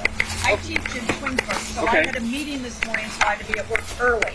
So I was finishing up my coffee in his office room up there. I think you were coming out of the bathroom, so we have this big, like we have a balcony right there. Sure. So he was coming back to his office from the bathroom, and I said, "Did you hear that?" And he goes, "What?" And I go, "I don't know, it kind of sounded like gunshot." But then you live in Hudson, you don't, you just, in the perspective, like it would never in a million years. And there's cars up there all the time that have popping noises and trucks to the shoulders. I couldn't even tell you if it was male or female, to be honest with you. It looked like a smaller frame, not a big person. Got into a little car.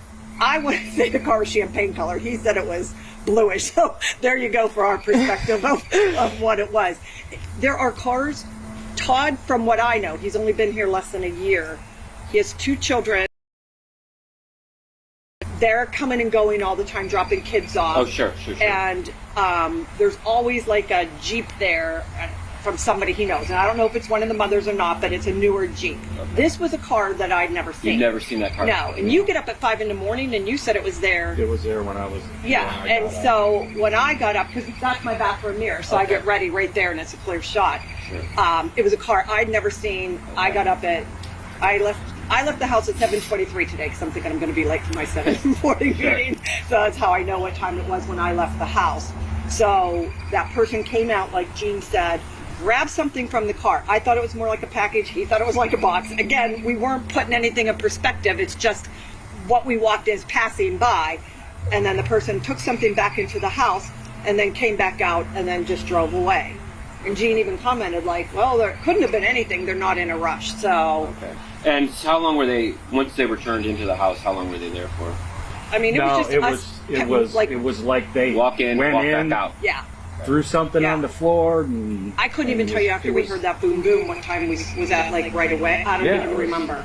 And that car was sitting in the driving room when you guys woke up at 5. Okay. I don't get up at 5. When you saw that person, would you describe him as a male or a female? I couldn't tell. At first I thought it was a female, and he goes, I kind of thought it was a male. Again, so. It could be either or. Yeah, Okay. a smaller frame, hair down. Long hair? Yeah. Dark hair? Long dark hair. Yeah. Call Dr. Taco. He doesn't have good with his contact at all. And your folks' names? Jean and Sherry. Jean and Sherry? Yeah. But Eugene and Sherry provided more than just what they had seen. Their Ring camera had captured exactly what they witnessed that night. Okay, so that's the car? Yeah. I don't know if you're going to be able to see anything from that or whatever. Okay. I'll give this back to you. I'll go tell. Okay. I'm not sure how to. Yeah. And then it jumps to 7:30 and it's gone. And it's gone? Yeah. What time is that, right? 6:50. 50? Yeah. Okay. What'd you say, Pink? Oh, shoot. Hold on. What'd you say, Pink? I said there's some really good eyewitnesses. Yeah, but they kind of laughing too much for somebody to be dead. You're like, you know, what kind of car? I don't know. What, yeah, you know, I was like, did you just find out your neighbor dead and was shot in the head 7 times? Like, you know, what kind of car? I don't know. And y'all laughing. I was like, did Oh, I can hear you, Mommy. It's But like they do were have- poking fun at it. Yeah, I mean they do have a lot of evidence, so it'll be helpful.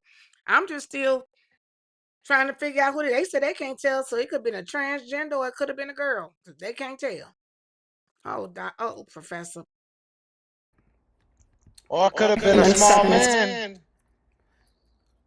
With long hair?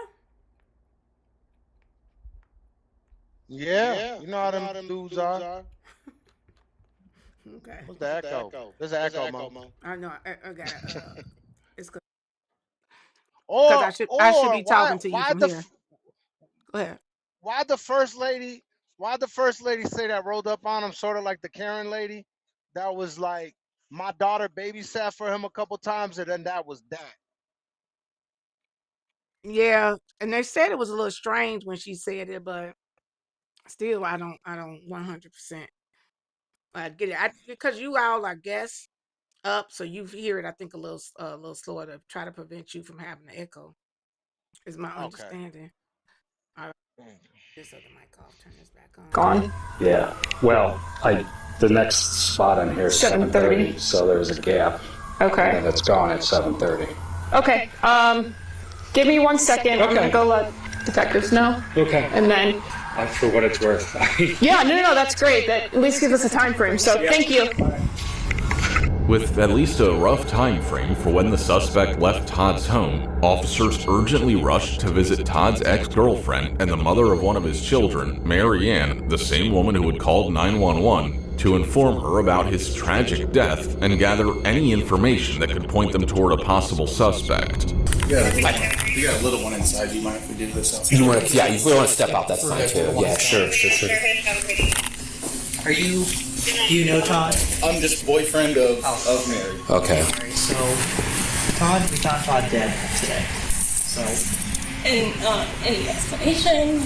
We're still in ongoing investigation. We have the detectives looking into it right now. Yeah, as we find out more, we can, obviously let you guys know what more is going on. But right now it is an investigation. It's under investigation. So. And the residence? At his house. Can you tell us anything? Yeah. At his home, we found him dead on the home. When's the last time you heard from him?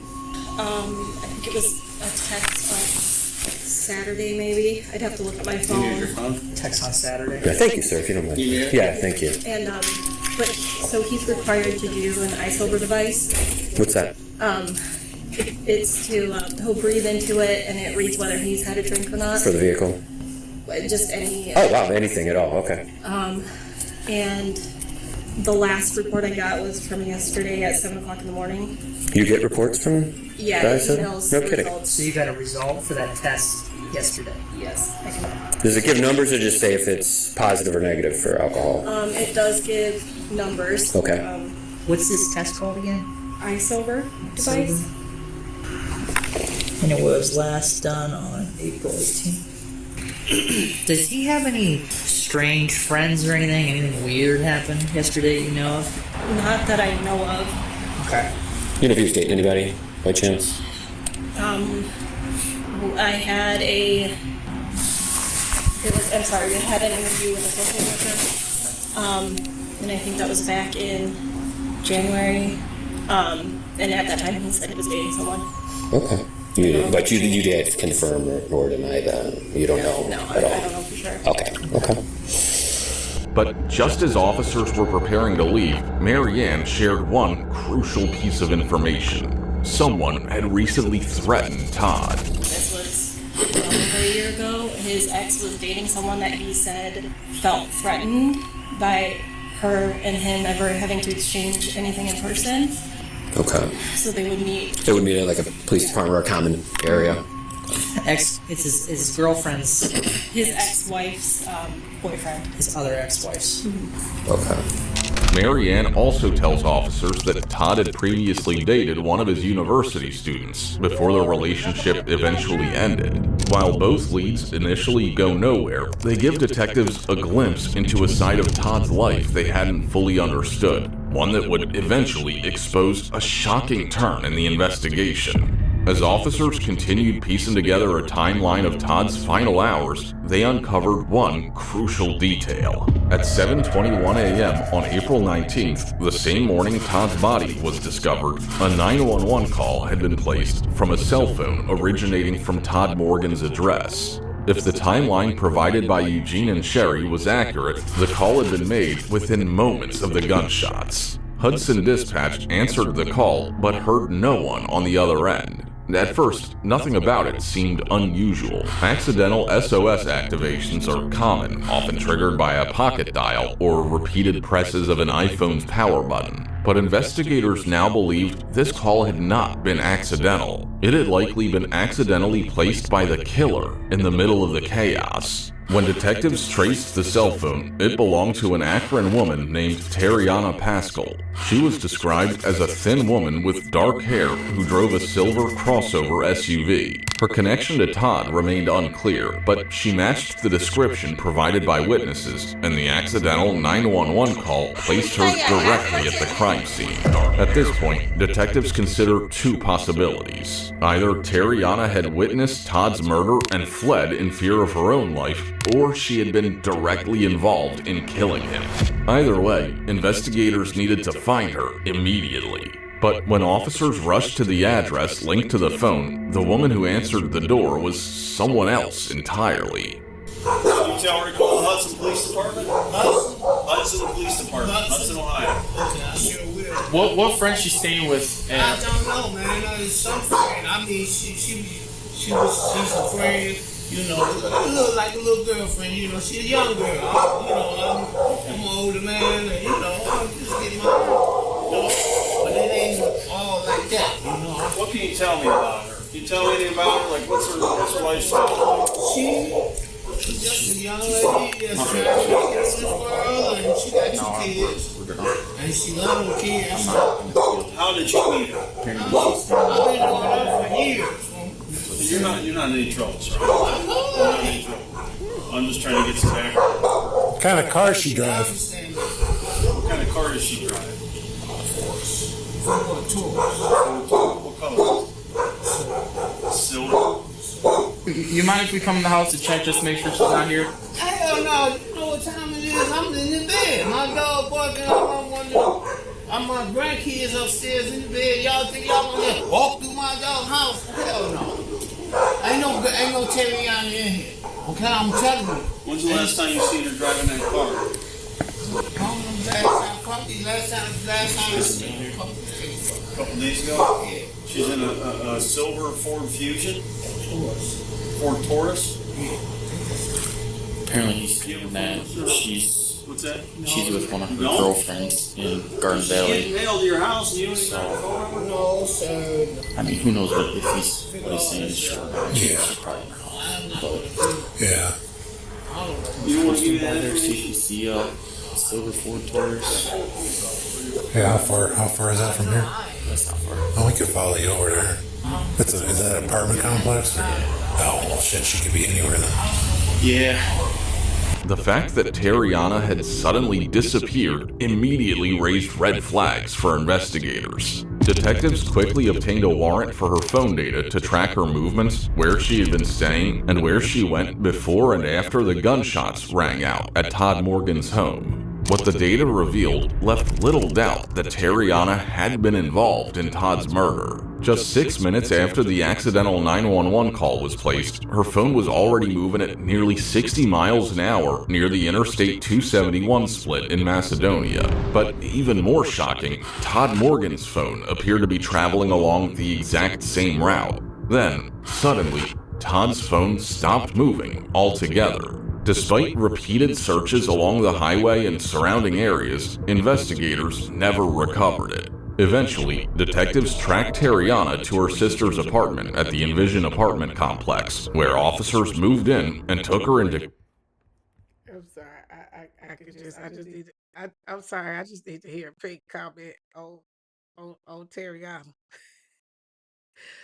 What Terriana look like, Pink? You hear me? Is Pink froze?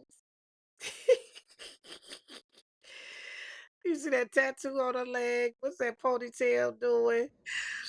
What Terriana look like, Frank? It looked like a man. You hear me? It's Pink Rose. It looked like a man. I almost You see called that it. tattoo on her leg? What's that ponytail doing? I almost called it What Terriana teriyaki. look like, Frank? It looked like a man. You hear me? It's Pink Rose. It looked like a man. I almost called it. Tattoo on her leg. Who we echoing through? Who is that? I almost called it teriyaki. Pink, you didn't hear echo, did you? Is that truckers? Truckins? It looked like a man. Nah, I'm muted up. It is an echo though. It's like on a or something. Who's that? I almost called it teriyaki. Pink, you didn't. There. How about that? Okay, y'all don't hear no echo now, right? Nah, I'm muted up. Okay, so that's got to be. Pink, you unmuted? Unmute, Pink. It's good? Okay. What about now? Is it still good? I think that might have been you, Trucker. It's not still good? Say it, Pinky. Look, it's good. Okay. Is that better? What about now? Is it still good? It's like a really bad delay on mine. Yeah, what about that? Go ahead. I think that might have been you, Trucker. It's not still good? Say it, Pinky. Look, it's good. Okay. Is that better? What about now? Is it still good? It's like a really bad delay on mine. Yeah, what about that?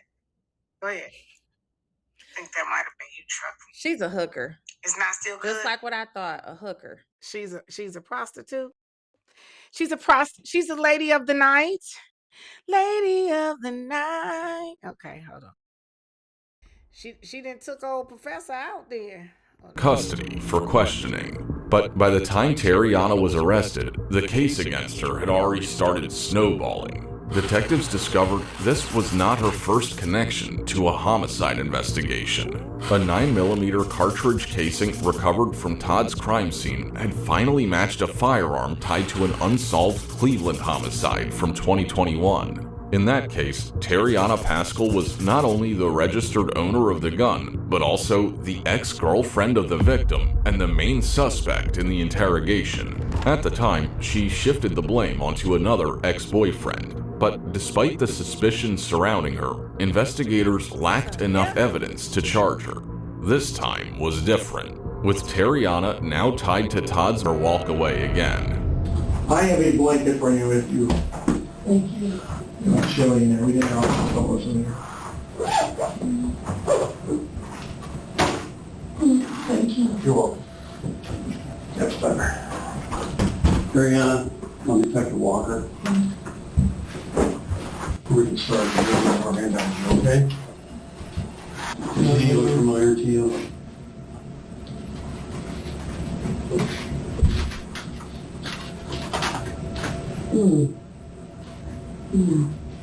Okay. So here's what's interesting about these two photos, right? Okay, these two photos were actually on your phone. On my phone? Mm-hmm. Wow. They weren't on my phone. You actually typed in a search for this guy, and you viewed this image on your phone. You also did a search for 320 West Streetsville Street, and you viewed this image on your phone. Barry, I'm giving you an opportunity here to talk to us. We need to know what happened. Okay, and I'm telling you, I don't know what's going on. What? Is it froze for y'all on YT too? I see it moving. Is it froze on YT still? Well, right now it's gonna look like it. Hold on. Let me go back. To talk to us, we need to know what happened. Okay, and I'm telling you, I don't know what's going on. What? What do you have? I don't know what's going on. Whose phone is this? Why would I take my daughter's phone? Whose phone is this? That's my phone. It's your phone. Whose phone is this? My daughter's phone. Daughter's phone. How long has your daughter had this phone? For a while. For a while? A while? A week? 2 weeks? 3 weeks? 4 weeks? How long has she had this phone? I was going back to messing with my kids at this point. Oh, hell no. I don't know who's that's the what? I don't know whose phone that is. It was in your room. She had her phone in her hand, so obviously you had to take it. This phone was not in her hand. This phone was plugged in your bedroom on a charger on the wall. Yeah. This phone was laying on the bed. We didn't take it out of her hand. We did not take it out of her hand. And if this belongs to your daughter, she's going to get it back. Yeah. I told your sister that. She's going to get her phone back. After murdering Todd, Terriana discarded her cell phone and swapped out her SIM card in an attempt to hide her movements. But detectives had already begun tracing her digital activity, and what they uncovered only tightened the case against her. Investigators found incriminating searches on her phone, including, "Can police track my phone if I remove my SIM?" Detectives also discovered that she had been obsessively following coverage of the Hudson murder investigation, repeatedly refreshing news sites and checking more than 40 times to see if her name had surfaced in connection to Todd's case. Okay, this is what I'm going to show you within your Bumble app. Okay. So looking at this, me is you. Okay, because this is a chat. Okay, so April 16th at 1957, you send a message that says, Y'all did. He said from another one of those dating sites. So sound like she might have found him on a dating site, but then now why? So I'm if you in the chat, if y'all 100% is the killer, then put yeah guilty because it's her. Put yes a thumbs up in the chat if y'all think she 100% the killer.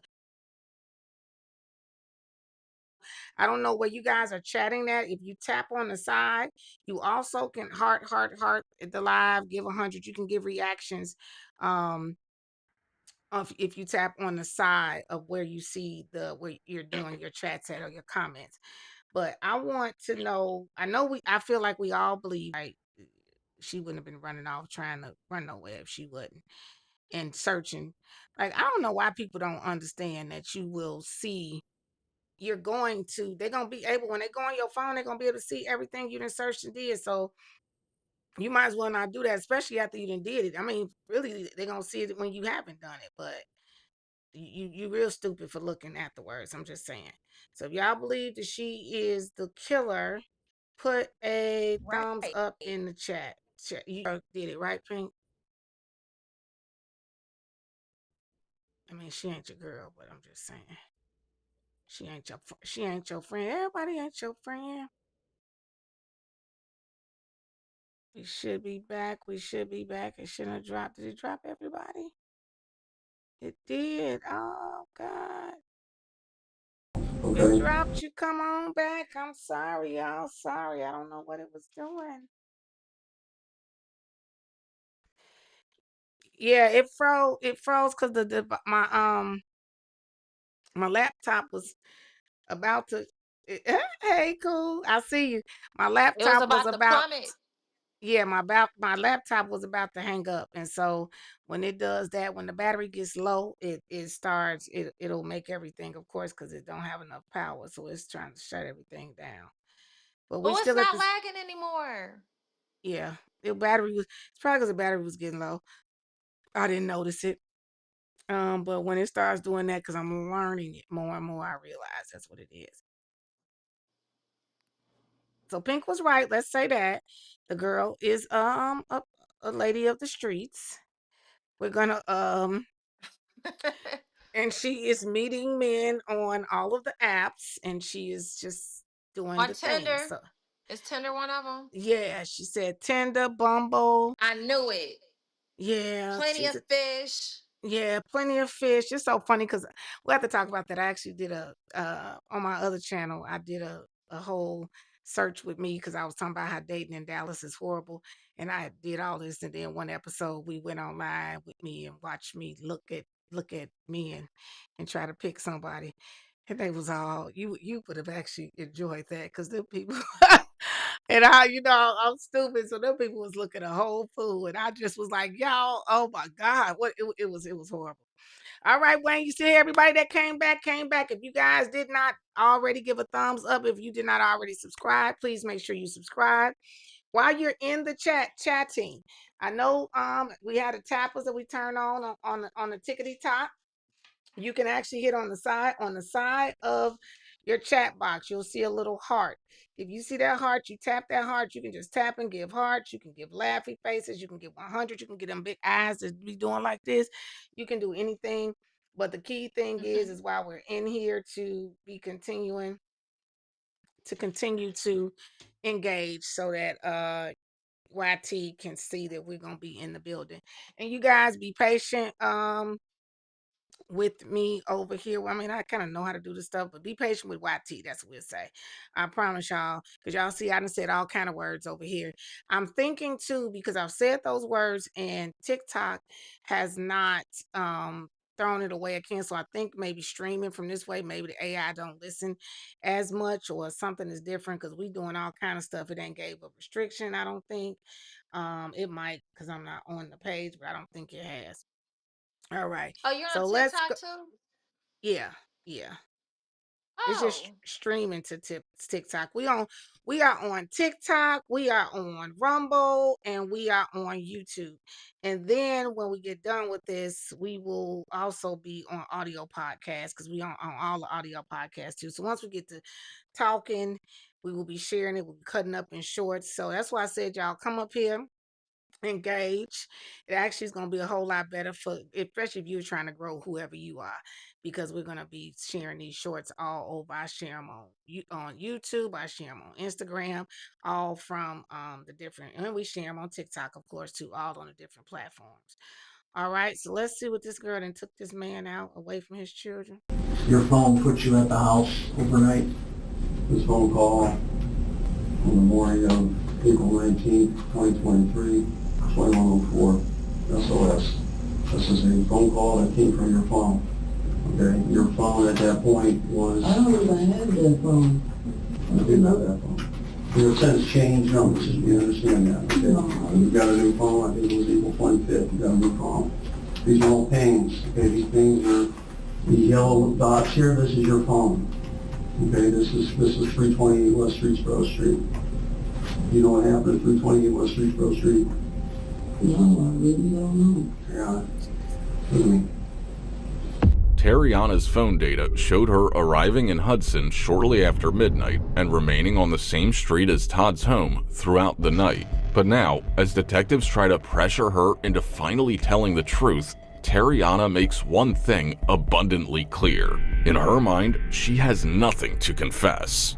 You seem like a good person. All the background we did on you, your daughter had nothing but good stuff to say to you. Your sister had nothing. So we realized something happened that night, and it wasn't the way it looks to us. And we want to know what really happened there. Something bad happened, and we want to hear your side of it. Because we know you're not that person. Everything we've come up on you, you're not that person. But without you talking to us, and that's why we're sitting here. That's why we're giving you the opportunity. Okay. We didn't care if we just look you and take you to jail. When we're sitting here, we're giving you time. We want to talk. We need to know what happened. Oh my goodness. Now you don't talk more. I really don't know. I don't record their name like usually I don't record their name. You shot him. No. Do you remember that? No, I did not. No, I did not. I did.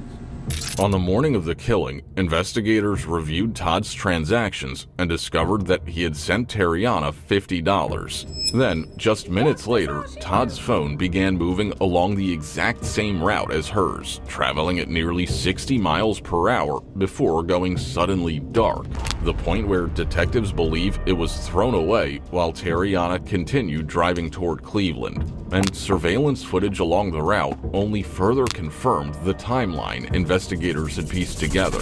So, the vehicle that you're driving, whose car is that? It's mine. It's your car? Okay.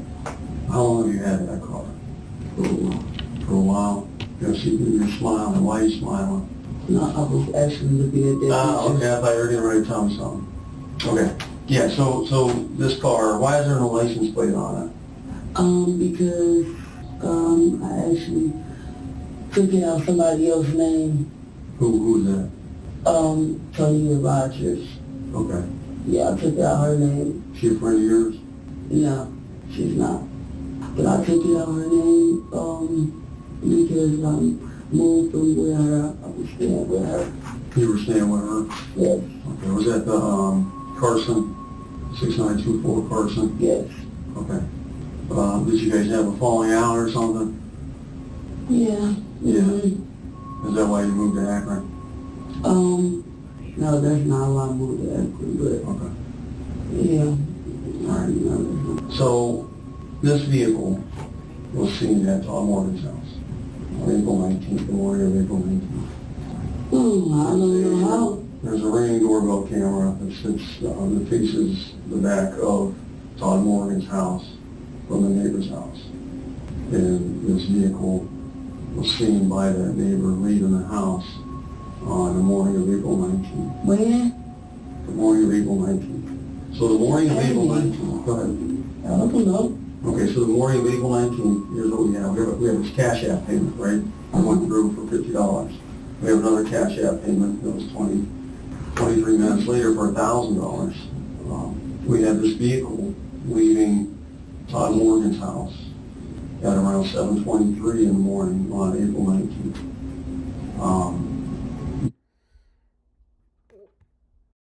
Wait a freaking minute. So, he sent her $50 for her little $50 holler for JJ. Then, whatever reason, however she took his life, and then she took his phone. She probably used his finger or hand to keep the phone open and sent herself $1,000 of his money and went on the run. Now, I don't know how far she was going to go with $1,000 or what she thought only $1,000 was going to do. But these are the dumbest criminals ever. Why would you send yourself some more money after you know they're going to be able to determine when the man was dead? So now you... on top of murder. That was so dumb. I knew she did. You know what? I figured that whoever did it, it was a hooker. And they were mad. They were probably like, this cheap bastard. And was looking for the rest of the money. That's where I had got that from. And I saw that Porsche truck outside. She was like, yeah, I know he got some money, What she say, Pink? How she say it? I know he got some money. I know. Oh, girl, yeah, he got a Porsche truck. I know he balling. I know this mother effer got some money around here. Cool grandma. Cool grandma somewhere laughing at you. And she love when you say stuff. Look, she over here. Look, cool grandma over on TikTok cracking up. I knew she was laughing somewhere, laughing at whatever when Pink say something. Okay, let's see. Yep. But she's sticking to her guns in her little blanket. You said that's your car. Mm-hmm. Have your phone at 320 West Streetsboro Street on April 19th at 7 in the morning. Actually have your phone at that address after midnight on April 19th, which looks like it was there overnight. That's possible. It's not possible? No, I really did lose my phone, so I don't know. Really? So the neighbor said they seen me. Really? They actually described this vehicle, they described the damage to the right side of it as you were leaving. So something we had talked about, do you have a CashApp? CashApp account? Yes, I do. You do have a CashApp account? Yeah. Okay. Is that it? Okay. She got the nerve to keep is there a covering reason up with why blanket. Todd Morgan was sending you a CashApp payment? Well, At 7 o'clock in the morning on April 19th. I don't know. I have, for instance, stuff, and I feel chocolate, so I don't know. My friends send me cash apps, everybody send me cash apps. Well, why would some random guy off of bumble that you had a conversation with decide to wake up one morning and send you $50?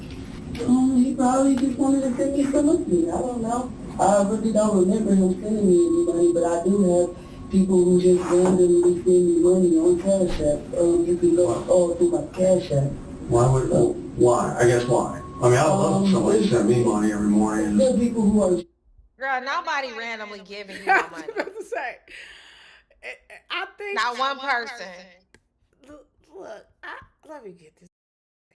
I think that she thinks if she just keep on saying she don't know nothing, and and then like, why do you think they will be asking you about this man who happened to be dead now? He sent you a Cash App that morning, and then I needed you to see. You didn't see it. Ain't nothing on the sides. We just saw that long ponytail. It ain't nothing over here. She got just a ponytail, that little plastic ponytail in her head. Why would somebody be sending you a bunch of money, especially even $1,000? That's the first thing. She thinks she bad. She quiet on the creek. I mean, she have on a whole beauty supply store outfit. And then they done gave her a little blanket to keep her warm while she sit there and tell them lies. If I was them, I was I like, would. nah, you wore it. You don't deserve a blanket. You wore it. When she was, it's hot where they was. I'm gonna assume. Cool grandma said you was right for the beginning, Pink. Yeah, we know she be calling it. Trucking was all over the place. He was wrong on that. And I'm me being me, and I have kids. I know how to talk. So it can happen. It can happen. Okay, so let me ask you this. If you say you wake up one morning, you look at your phone, and it says, Todd Morgan sent you $50. Would you not reach out to Todd Morgan and say, hey, what's that for? Or thank you, appreciate that. Or would you do that? I reach out to anybody who sent me some money. So. Okay, so when you got that $50 payment, did you do that? No, I don't know. You don't know? I don't remember, but I do know that I get random Cash Apps all the time, so that's nothing. I do. So and I ask people for Cash Apps or money, or I feel choppy, but that's just how I get my money sometimes. All right, so in order for Todd Morgan to send you any money at all, he would need to know your cash tag name, right? So how would he have gotten that cash tag name to be able to send you $50? I don't know. He probably got it from me. Like I said, random men do send me money on Cash App if I ask. I mean, $50 is nothing, so. So you asked him for $50? I don't know. I don't remember. $50 is nothing. He might have been buying chocolate or whatever, chocolate, but I don't know. He might have been buying what? Chocolate. Chocolate? Yes. Chocolate with shrooms in it or something. I don't know. Okay. But I don't Do you know. do chocolate edibles? Do you make chocolate edibles? No, I eat them sometimes. So Todd Morgan sends you $50 in the morning of April 19th. Okay. I don't remember. Okay, but he did. So what I want to ask you is, there was another payment. About 23 minutes later, there was a $1,000 payment that was sent from Todd Morgan to Black Beauty. And you confirm that Black Beauty, this Cash App is you. That's you, obviously, in that picture. So he sent you $1,000. Now, we go back to a $50 payment. You say, guys send you random $50 every now and then. Okay. You guys send you random $1,000 payments? No. Okay, so it can happen. It could happen? Yeah, it could happen. Okay. All right, so here's what happened though. So this money is sent. And it's sent at $7:25 in the morning. See, this is 11:25. I can't. It's a UTC time, so you got to subtract 4 hours. So at 7:25 in the morning is a $1,000 payment that was sent from Todd Morgan to Black Beauty. Let that expire. And it says waiting on sender. Okay, so basically that payment was sent, but Todd Morgan wasn't able. Wait, because I know what you just said.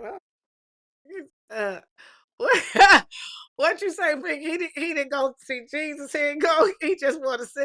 He didn't go see his family. He went to just send her $1,000 up from, from the upper room. He said, before I get to the gates, let me send He this said, "Let me home. send this Let thousand me send dollars this to home Black Beauty, $1,000." to Black Beauty, because you was doing that thing in them shoes and them heel. What they call them hooker shots. Pink Yeah. echoing to you, cool. She not echoing to me. She echoing to y'all and you too. Cool, yeah. You're not the only one over there. It's a few people over in TikTok. Revelations is Jesse. Jesse laughing at you, Pink, too.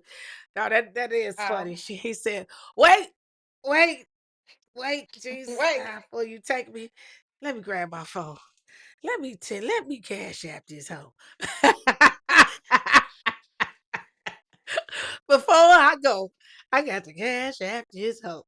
Oh, just what? I'm just serious. I'm just serious. Oh my Lord. Look, and she Oh was like, God. shoot, she wouldn't understand it. What he talking about? Like, why they think she can't get her $1,000, girl? I feel you. She like, I don't know what y'all thought. Shoot. I'm He says the what that guy just is. randomly send you $1,000, and she was like, "No."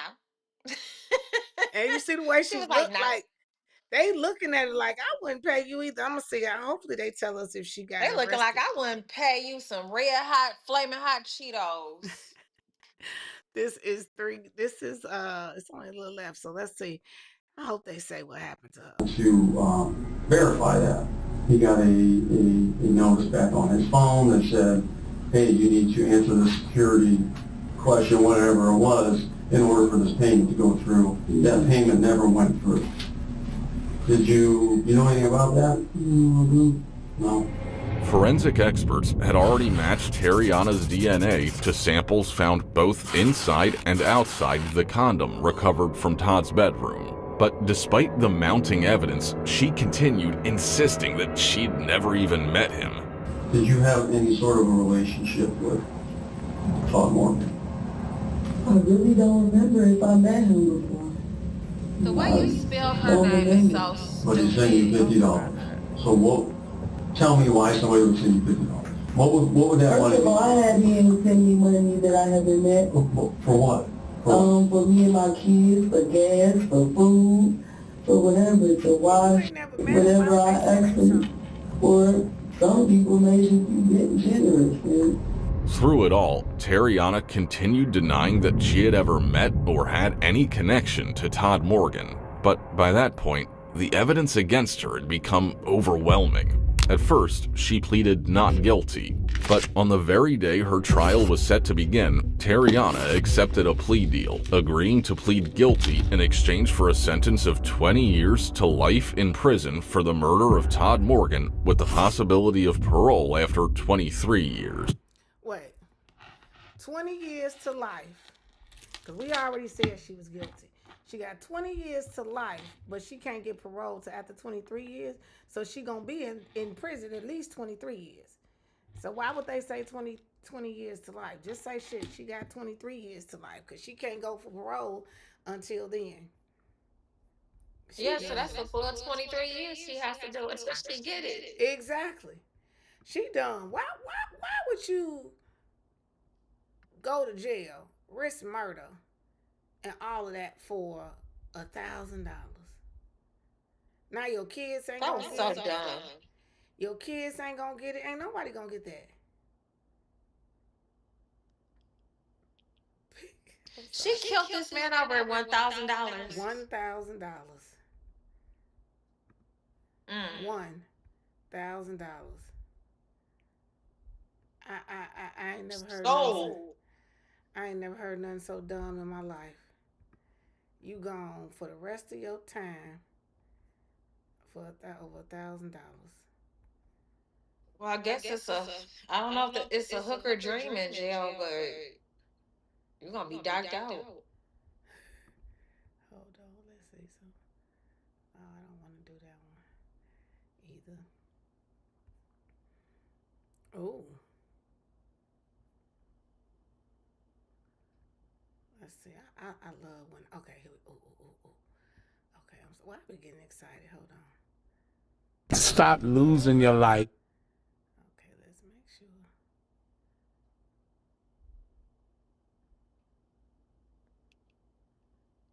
Make sure it don't tell. All right, let's see. Y'all ready for another one? This one gonna be ghetto too, it look like. Let's see. Over nonsense. This is nonsense. A driver had spotted something strange on East Levi Road, near Sedgwick Street in the Whitehaven area of Memphis, Tennessee.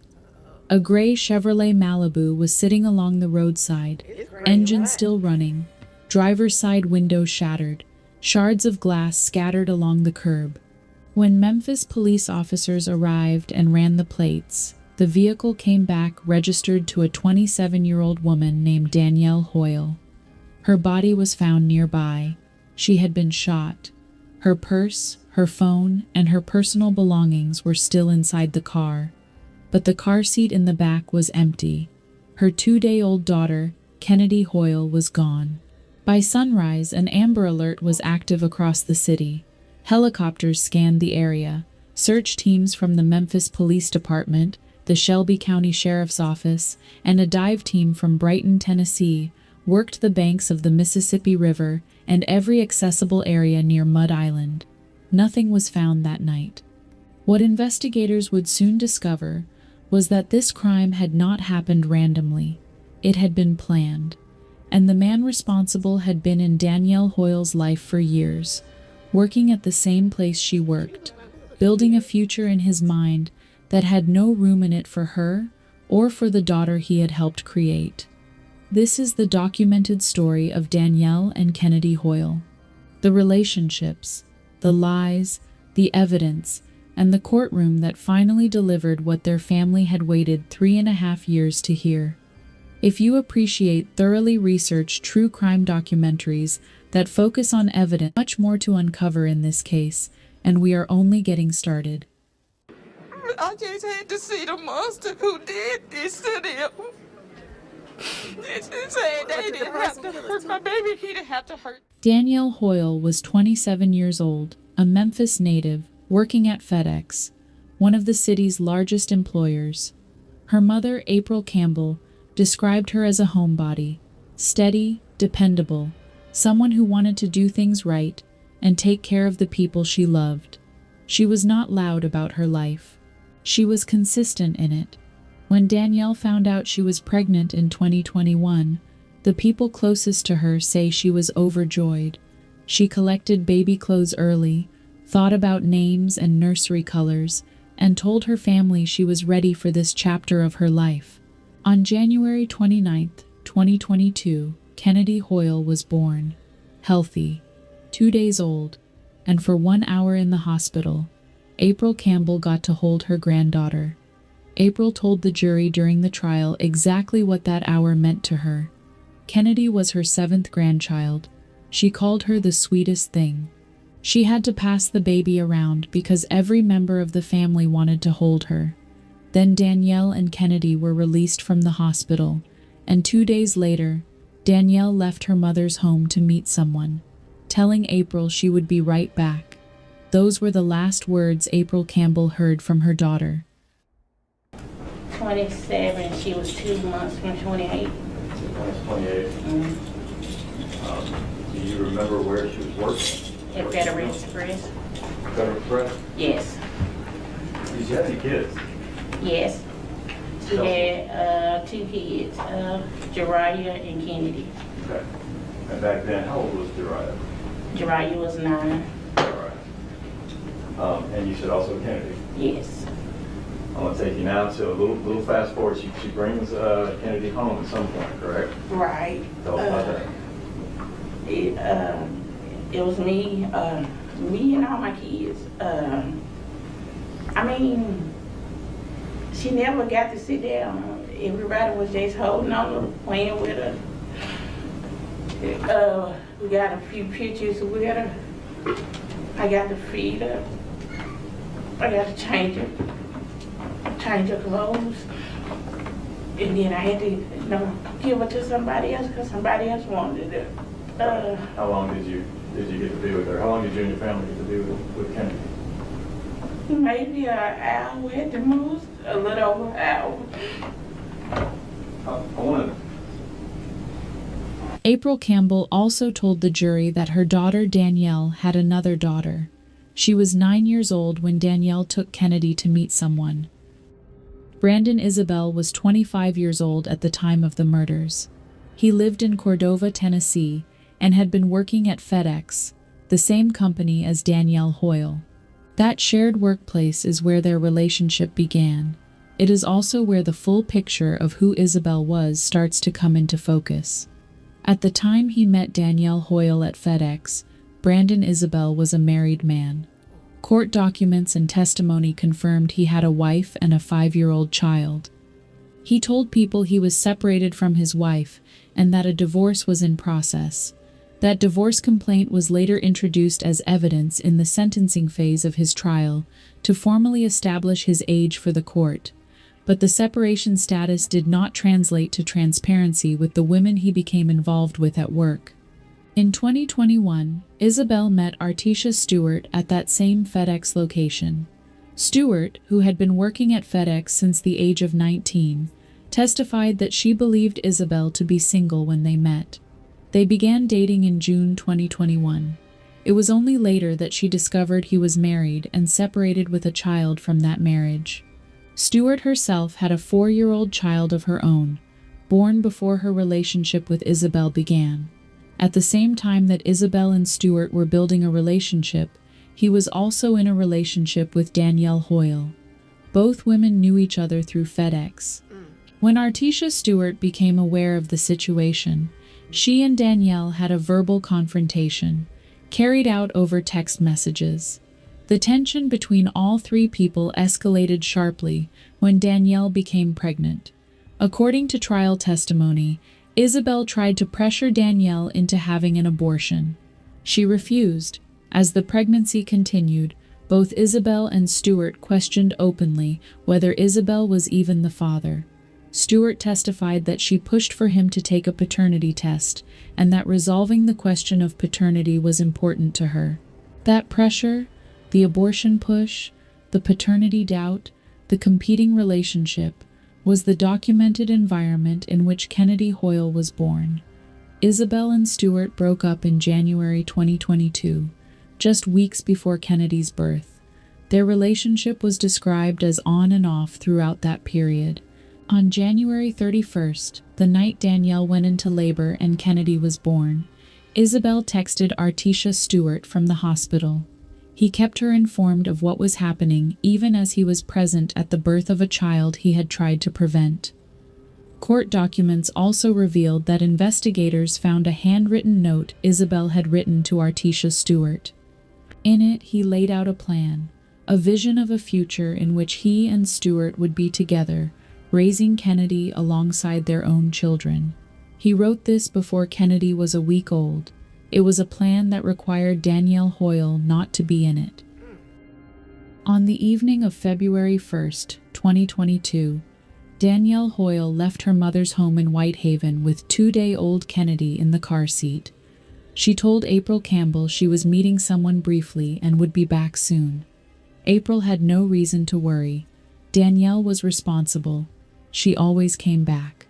What prosecutors established at trial was that Isabel had lured Danielle to meet him. He told her to bring the baby. He had already been to Walmart earlier that day, where surveillance footage captured him purchasing towels, gloves, and cleaning supplies. He had a Glock 19 pistol in a holster inside his waistband. At the intersection of Sedgwick Street and East Levi Road, Isabel shot Danielle Hoyle in the head. A hole found in the driver's side door of her vehicle was consistent with a metal projectile fired from inside the car, placing them both in the vehicle at the moment of the shooting. After Danielle was shot, he pulled her from the vehicle. The abrasion found on her hip during autopsy was consistent with her body being dragged. He then drove with Kennedy to Mud Island. At first, he told investigators he had left the baby in her car seat near the Mud Island ramp. That account fell apart immediately when investigators searched the area and found nothing.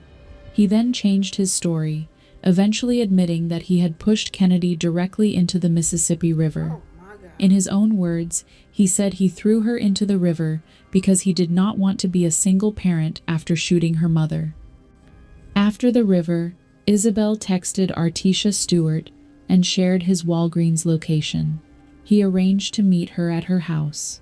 When he arrived, Stewart noticed he was not acting like himself.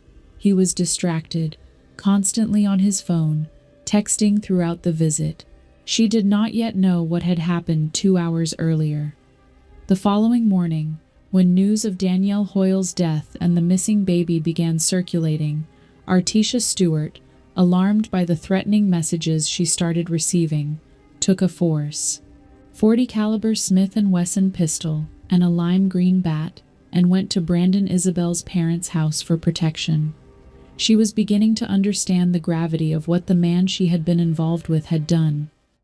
At just 27, Danielle lived a vibrant life, her family describes, so it is only fitting they donned her favorite vibrant color, red. It was also the color of her casket, adorned with, of course, red roses, more reminders of her undeniable love, especially for her youngest daughter, Kennedy, who Danielle only got the chance to love on for 2 days before both lives were cut short. Lead investigator Brian Onan of the Memphis Police Department coordinated the multi-agency investigation from the start. The team worked 4 parallel evidence streams: physical forensics, digital forensics, witness testimony, and interrogation, and every one of them led to the same man. The physical evidence was documented precisely. Officer Ronald Blake, responding near the end of his shift, was directed by Ralph Carter to a Walmart where Kennedy's car seat had been found on the west side of the building. Blake's body camera recorded the recovery. That car seat placed Isabel's route on a documented map. At the Isabel vehicle, a swab from the interior tested positive for blood matching Danielle Hoyle's DNA, confirmed by TBI Forensic Biology Unit Special Agent Stephen Walzak. A shoe swab from Isabel's own footwear also came back with DNA matching the victim. Deputy Eric Carlisle, the crime scene investigator, collected Isabel's clothing, sweatpants, socks including a stained white sock, and shoes, and swabbed him for gunshot residue in jail.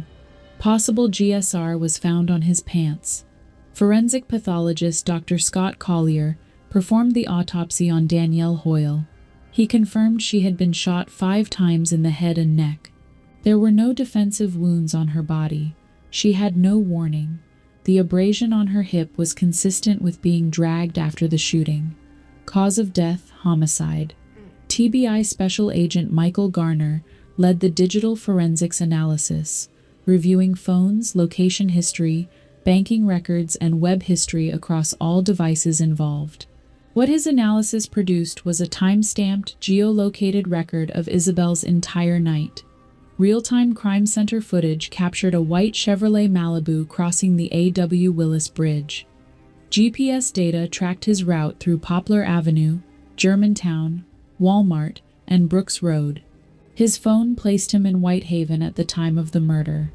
Prosecutors also introduced a screenshot of Danielle's conversation with Brandon, captured on her Apple Watch, a detail that established the communication between them in the hours before her death. When Sergeant Jacoba Boyd and Lieutenant Charles Winbush brought Isabel in for questioning on February 2, 2022, the day after the murders, the interrogation was recorded on video in full.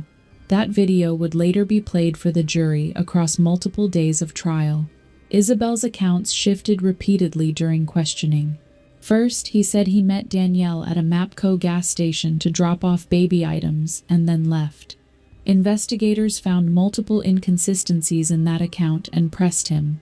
He then claimed Danielle had tried to give Kennedy away during their conversation, going so far as to say that April Campbell had called Danielle during their meeting.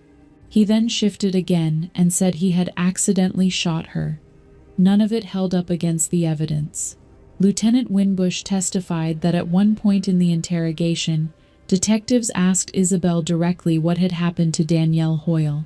He denied killing her. Then, when the evidence was laid in front of him, he made the confession that was played for the jury. I shot her.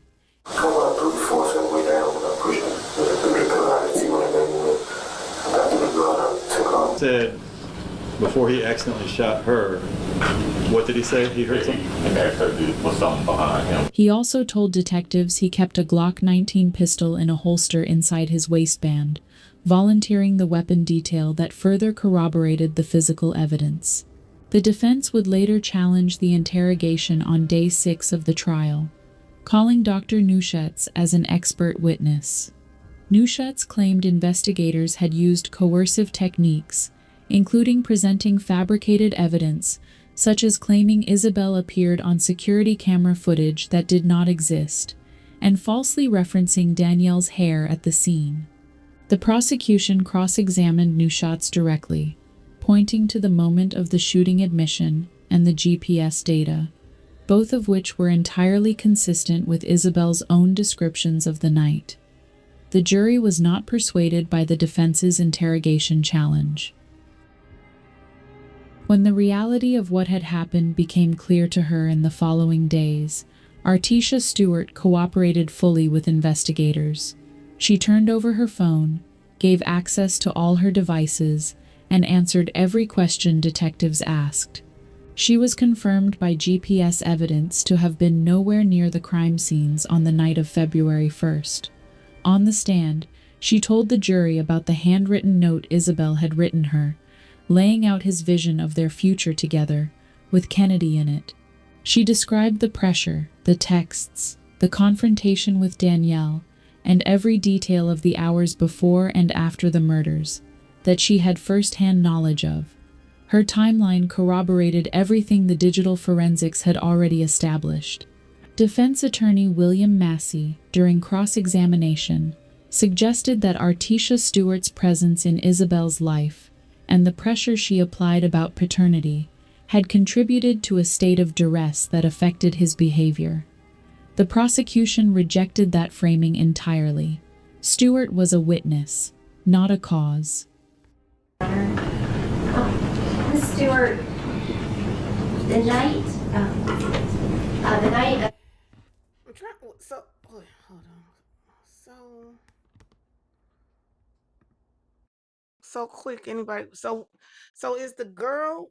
Are they saying that the girl was in on it as well? Did she knew he was gonna kill the girl, or did she think he was just gonna figure out a way to take the baby? That's I'm trying, because I'm a little confused. I know Pink is you saying that you don't like her, so you're thinking that, and not thinking that, but what they're saying is that she was a part of it. She knew what was going to happen, and I guess when she decided, okay, she didn't want to go to jail, then she gonna tell, or possibly not go to jail. She gonna tell what his plan was.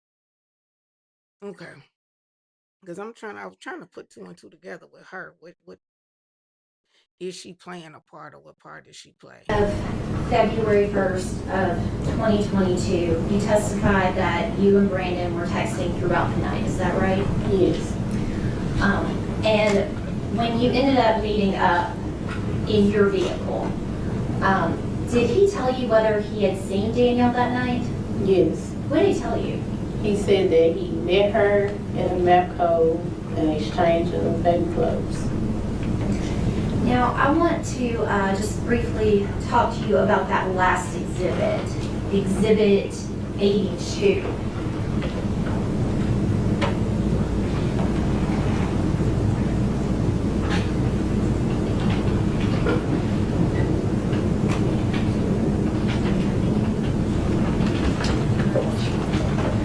So you said this green portion, that is a message that Mr. Isabel sent to you. Is that correct? Yes.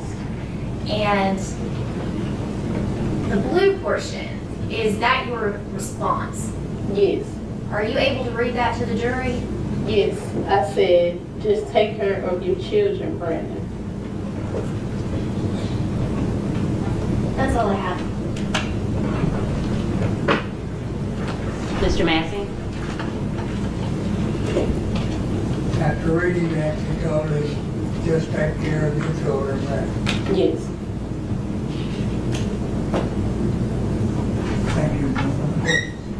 Thank you. You may sit down. Please approach.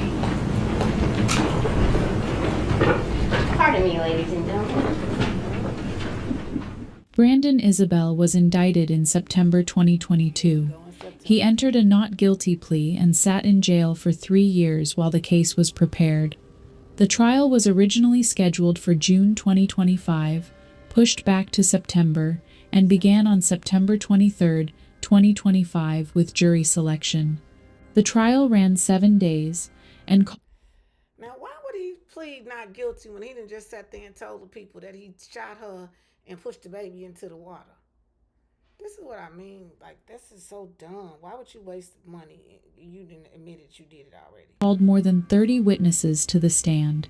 Prosecutor Amy Carpenter laid out the case in sequence: the FedEx connections, the marriage Isabel had concealed, the pregnancy he had tried to stop, the Walmart purchases, the GPS trail, and the confession. She told the jury that Isabel had lured Danielle Hoyle to a specific intersection and shot her there, then disposed of their 2-day-old daughter in the Mississippi River because he did not want to be a father. April Campbell took the stand. She told the jury that Kennedy was her 7th grandchild, that the family got to hold night Isabel was found guilty. The jury watched the full interrogation video from February 2, 2022. They heard Isabel change his story multiple times. They heard Lieutenant Winbush press him directly. "Where's the baby, Brandon?" They heard the moment Isabel said, "I shot her." They heard him say he threw Kennedy into the river because he did not want to be a single parent. TBI Special Agent Michael Garner presented the complete digital forensics across multiple days: phone data, GPS, banking, web history. Special Agent Stephen Walzak presented the DNA analysis tying Isabel's shoe swab and vehicle swab to Danielle's blood. The defense called Dr. Neuschatz to challenge the interrogation. The prosecution dismantled his testimony on cross-examination by pointing to the GPS corroboration of Isabel's own statements. Isabel declined to testify. Both sides rested. Closing arguments were heard. Prosecutor Amy Carpenter addressed the jury with a final line that the courtroom did not forget: Danielle Hoyle's mistake was getting involved with that man. The jury deliberated. Well, I know this one is very, very easy for me and anybody else with some sense. In the chat, put guilty or not guilty. Guilty or not guilty. If you believe he is guilty, put guilty. If you believe he is not guilty, put not guilty in the chat, please, no matter what chat you are in. Go ahead. Let's see what the consensus is saying on who, if y'all believe this man is not guilty. I would pray y'all don't think this man is not guilty. Okay, guilty over on TikTok. Guilty. We got guilty on YouTube. Guilty. Wayne say guilty. Revelation say guilty.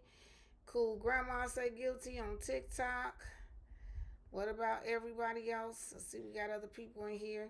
Y'all ain't sure. Y'all thinking he might not have did it. I believe guilty, and they gonna come back. They gonna come back in less than an hour. Watch. For less than 2 hours. On September 30th, 2025, they returned a unanimous verdict on all 5 counts. Count 1. First-degree murder of Danielle Hoyle, guilty count. 2. First-degree murder of Kennedy Hoyle, guilty count. 3. Aggravated child abuse, guilty count. 4. Aggravated child neglect, guilty count. 5. Especially aggravated kidnapping, guilty. The sentencing phase began October 1st, 2025. The jury was given the responsibility of recommending Isabel's sentence for the 2 murder counts, specifically whether he would receive life with the possibility of parole or life without. Okay, so those are the 2 options. So Pink, you can't get the death penalty, and it ain't capital murder. So we know guilty. I'm gonna definitely say life without the possibility of parole. what y'all can say LWP or LNP. So no parole, LNP, LWP with parole. Walmart needs yes, Pink. They need to close. Well, they the Crime Stoppers. So hey, they might need to stay open. No parole, no parole. Okay, life with no parole. Sherry says no parole. I definitely say no parole. What do y'all, Sacred Grove say no parole, life, no parole. Y'all, Crime Squad.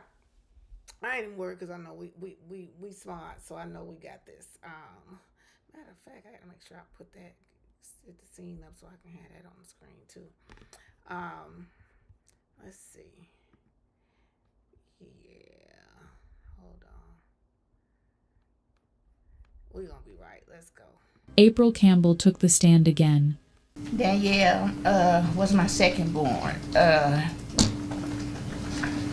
The best. I mean, she was, how can I say it? She was like the best. She was always happy. She lived life. She was fun to be around. She was a great mom, a great worker. She loved her daughter. They were inseparable. My grandbaby was a lap baby, well, like a hip baby, till she was like 7 or 8. Danielle just toted her around any and everything Jariah wanted. She had in Danielle.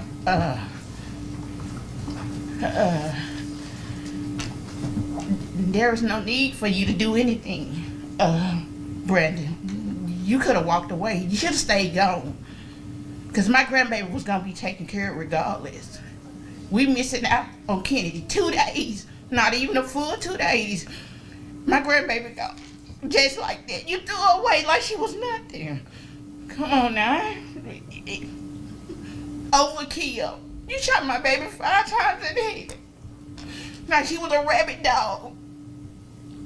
I can't forgive you for that. I don't care how much I try. I just can't. Because all you had to do was stay gone. Them girls were going to be good. My baby she should be here. We shouldn't be listening to videos to hear her voice. We should be looking at pictures. I mean, I done went from talking to her all day at work to not hearing my baby voice. I mean, it hurts. I don't like going around family because my baby's not here. Family function, everybody got their kids, and I'm missing 2. I'm missing a child and a grandchild, and they just don't sit right with me. And they don't even have to be gone. You didn't have to do anything, Brandy. We had both. And that was just a coward's way out. What could Kennedy do to you? What could Danielle do to you? I mean, I miss my girls. Everybody miss them. All we got is pictures and memories. And that's not right. I mean, 2 days. She wasn't even a full 2 days. Come on now. Wasn't even a full 2 days. You could have stayed gone. We could have been there for that time. We could have spent all that time with her. But she picked you. And you took her out. Come on, you gotta make it make sense. I mean, my baby wasn't in the streets. She was working home with her child. She was gonna be and working home with Kennedy as well. Them girls were like, I don't know. I just hate you did it. I just wish you would have stayed gone. You should have stayed gone. There's so many deadbeats out here. You could have been a deadbeat. You didn't have to take their life. You didn't. And I can't forgive you. I'm so sorry. I tried. I got a grandbaby that cry every day, missing her mama. And all I can say is, it's gonna get better, right? It's not getting better for her. She miss her mama. She miss her sister. I try to get her to write a statement, come here and tell y'all how she feel. She's scared to be around you. You took her from her mama. I mean, you took her mama from her. I mean, come on. Her sister. You know how hard that baby cried, telling me to go find her sister, and I'm out there looking for her, and I can't find her. And then they hear you threw her in the river. How you think that made us feel? My grandbaby should be here. My daughter should be here. And you should have been gone. And that's all I can say. I miss my girls. And they not here. And they just don't sit right with me at all. At all. Defense attorney William Massey argued to the jury that Isabel had attempted to better himself during his time in jail and asked them to consider rehabilitation. He also pointed to Artesia Stewart as a factor that had put Isabel in a state of duress. The state established Isabel's age through his birthday and through his divorce complaint, the legal document confirming he had indeed been married at the time he was pursuing 2 women at FedEx. Judge Carlin Addison explained to the jury that Tennessee law allowed them to determine parole eligibility specifically because one of the victims, Kennedy, was under the age of 10, and Isabel was over 18. After nearly 3 hours of deliberation, the jury recommended life in prison with the possibility of parole after 51 years, rather than life without parole. Judge Carlin Addison. Looks like the only person that was right was chosen. She said life with parole. Because we all said life, no parole. No parole. Ain't that something? They was nice. Now that means he can't possibly go parole but until he's 50. I mean for 50 years. Ain't he 20 something now, so he gonna be about 80 when he got a chance for parole. So I don't know how well that's gonna work out for him. But again, I think was saying the same thing in the chat. How can you kill babies? You could have took that baby and left that baby on the steps of the police station. You could have left it on the steps of a church. You could have left it in a restaurant, in McDonald's. I hate to say it like that, but you literally could have. Why did you think the only option, that's how you know something's wrong, the way he was sitting there blinking, I don't know if he was blinking trying not to cry, or now because it's 3 years later, now he really realizing how crazy he had to be in order to actually do something like that. But there was no need for him to, I mean, there's no need for him to kill the mama either, but that's horrible. But it's even 3 times as horrible to push a 2-day-old baby into the river. Right, like the grandma said, just don't be in their life. But see, what he was worried about was himself, because he know even okay, I could choose not to be in her life, but if I'm the damn daddy, then they could take me for child support. He married, he trying to be with somebody else. He don't want her to be able to get in his pockets. That's really all that was really about him, and it just shows you how selfish. I'm gonna talk about that too. But these men these days, we're gonna hear what to finish this off. Then sentenced Brandon Isabel to 2 life sentences. 51 years for Danielle's murder, and 51 years for Kennedy's murder, to run consecutively. That alone totaled 102 years. Before leaving the sentencing phase, Isabel took the stand and addressed the court. He spoke briefly before stepping down. Judge Carlin Addison returned to the bench on November 20th, 2025, to sentence Isabel on the remaining charges: aggravated child abuse and especially aggravated kidnapping. She sentenced him to 22.5 years for aggravated child abuse and 22.5 years for especially aggravated kidnapping, both consecutive to each other and to the life sentences already in place. That brought the total sentence to 147 years. Before delivering those final numbers, Judge Addison addressed the courtroom and explained what they represented. And if you're doing the math, counts 4 and 5, 45 years, a year for every hour that we had Kennedy. Kennedy Hoyle was 45 hours old when her father threw her into the Mississippi River. Chief Prosecutor Eric Christensen issued a statement on behalf of the prosecution. Danielle and Kennedy deserved protection, love, and life. Today's sentence honors their memory and reinforces our commitment to pursuing justice for the most vulnerable. Danielle Hoyle, 27 years old. Kennedy Hoyle, 45 hours old. If you believe their story deserves to be told. That is absolutely insane. I know he got friends who done just ran off on their baby mamas before, so I know he know it's possible. I don't know why in God's green earth you would do that. That's just insane. When I say 100% insane, insane. What is that? I'm trying to see. Okay. Where is the... Yeah, you did. Well, you said life with parole, but Rebecca, unfortunately, he ain't gonna see no parole because he got to serve all of it. She did it consecutively, so it's back to back to back to back before he even get a chance for parole. And if it's time to parole on one, he go miss it because he got to go start the new one. The new one's still coming. That's ridiculous. Hold on, y'all. I'm trying to figure out why this. Hold on.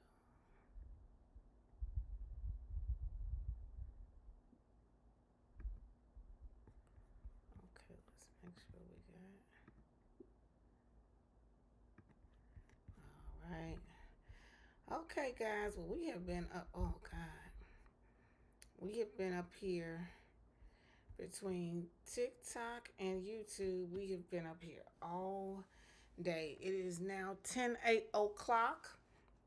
For those of you who have come over on YouTube and working with me here on this, I appreciate you. As you see, though, we have been able to say what we want. It's just my people who are used to coming up got to get used to coming up and knowing how it is. You don't have to come on your camera. You don't have to turn your camera on if you don't want to. And we are able to bring up, I want to say, at least 6 people. So we're going to continue. What I'm going to probably do is during the day when I'm not trying to show anything on the screen or go over any news or any, politics or catching up on what's going on. Now, of course, we can read things on the other one, but anytime during the day when I'm not doing that kind of stuff, then I will be on TikTok, and then in the evenings, I will come to YouTube just so that we're able to do the things that we like to do. So y'all going to have to get used to it. I'm just saying. Especially when we doing and we cracking the cases and doing stuff like that or anything we're watching stuff, because there is no need to be on TikTok talking about things and trying to show things, and they just gonna keep on restricting us or trying to ban the channel. Not only that, I believe we can speak a little bit, speak more freely and probably avoid a lot of the BS that the people that don't have nothing better, can't go nowhere but TikTok, will be giving to us. So I appreciate each and every one of you. As I always say, I thank you for your support over here on YouTube. If you have not, please do me a favor and go ahead and subscribe to the Proud Mary podcast here on YouTube. There should be a connected. If not, before you leave YouTube, do me a favor and type in the Monique Je channel. I'm going to put it in the chat.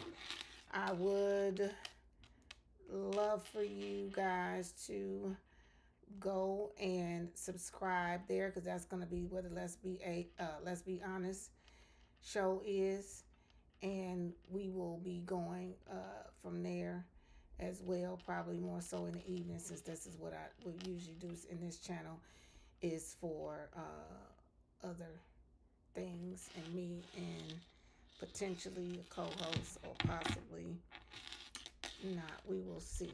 So if you guys don't see, it says the Monique Je channel. If you see that, if you guys can do me a favor and go over there from your YouTube. If you got Gmail, you got YouTube, go over and subscribe to that channel. And then you're gonna have all of the things. If you are somebody, you're one of the squad or one of the crew, and you have something going on and you want people to follow or support it, please put it in the chat, because you guys know I want to I like to promote others and what people are doing. We know for sure Pink is a realtor, so if you guys are in the Detroit, Michigan, or Michigan, the state of Michigan, I'm sure if it's worth the money, if it's worth it, she will travel to different ends of Michigan. If you have something going on, please put it in the chat, because what I like to do on, especially period, but definitely on YouTube, is to give shout outs. That's why if you're somebody that you're trying to build something or build a platform, make sure you're commenting and tell me that. And we will be able, of course, here on YouTube, you don't have the ability to give the gifts and all of that stuff. So that's why you see I have the Cash App scrolling.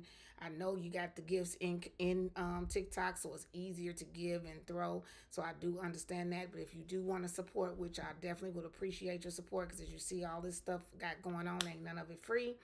And I am continuing to build and grow what I do and connect this to my brand and the things that I do. So you can definitely do a Cash App at some point once we get, because we're trying to get, I need to get to, I think, 500 or at least 1,000 subscribers before you're able to give things like super chats and monetize on the channel. So we got a little ways to go.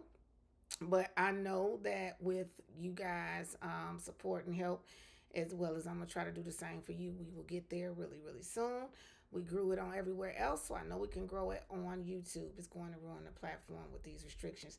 Yes, Pink Sugar most definitely is. There are a lot of people that I know that are running off, because it's possible, like I said, to do both. I know how to do that. I know how to go, do both back and forth. But TikTok is making you not want to be on there, because anybody can report you. Everything breathing is against their community guidelines.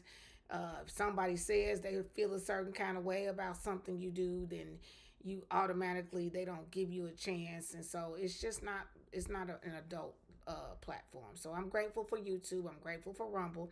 Rumble, really anything goes on Rumble. I am on Patreon as well. I just haven't connected that. So all of the things we have. And of course, I'm going to cut this up. The podcast will be on all of your audio podcast streaming outlets as well. So again, thank you, everybody. Thank you for joining the Proud Mary podcast today. And until next time, remember, our whole motto is we give it to you nice when we can and rough when we must. Please enjoy this, our going out song. And I appreciate you guys. God bless you. Don't forget. Let's go. Hold on. Yeah. We don't rush the truth. We let it groove. Lush though. Nah. We talk politics, culture, money, the law. Real conversations, no curtain, no fall. Oh. From headlines loud to stories they hide. We read between lines, let the truth ride. No scripts, no filters, just grown dialogue. We say it out loud, no need to monologue. This is the Proud Mary Show.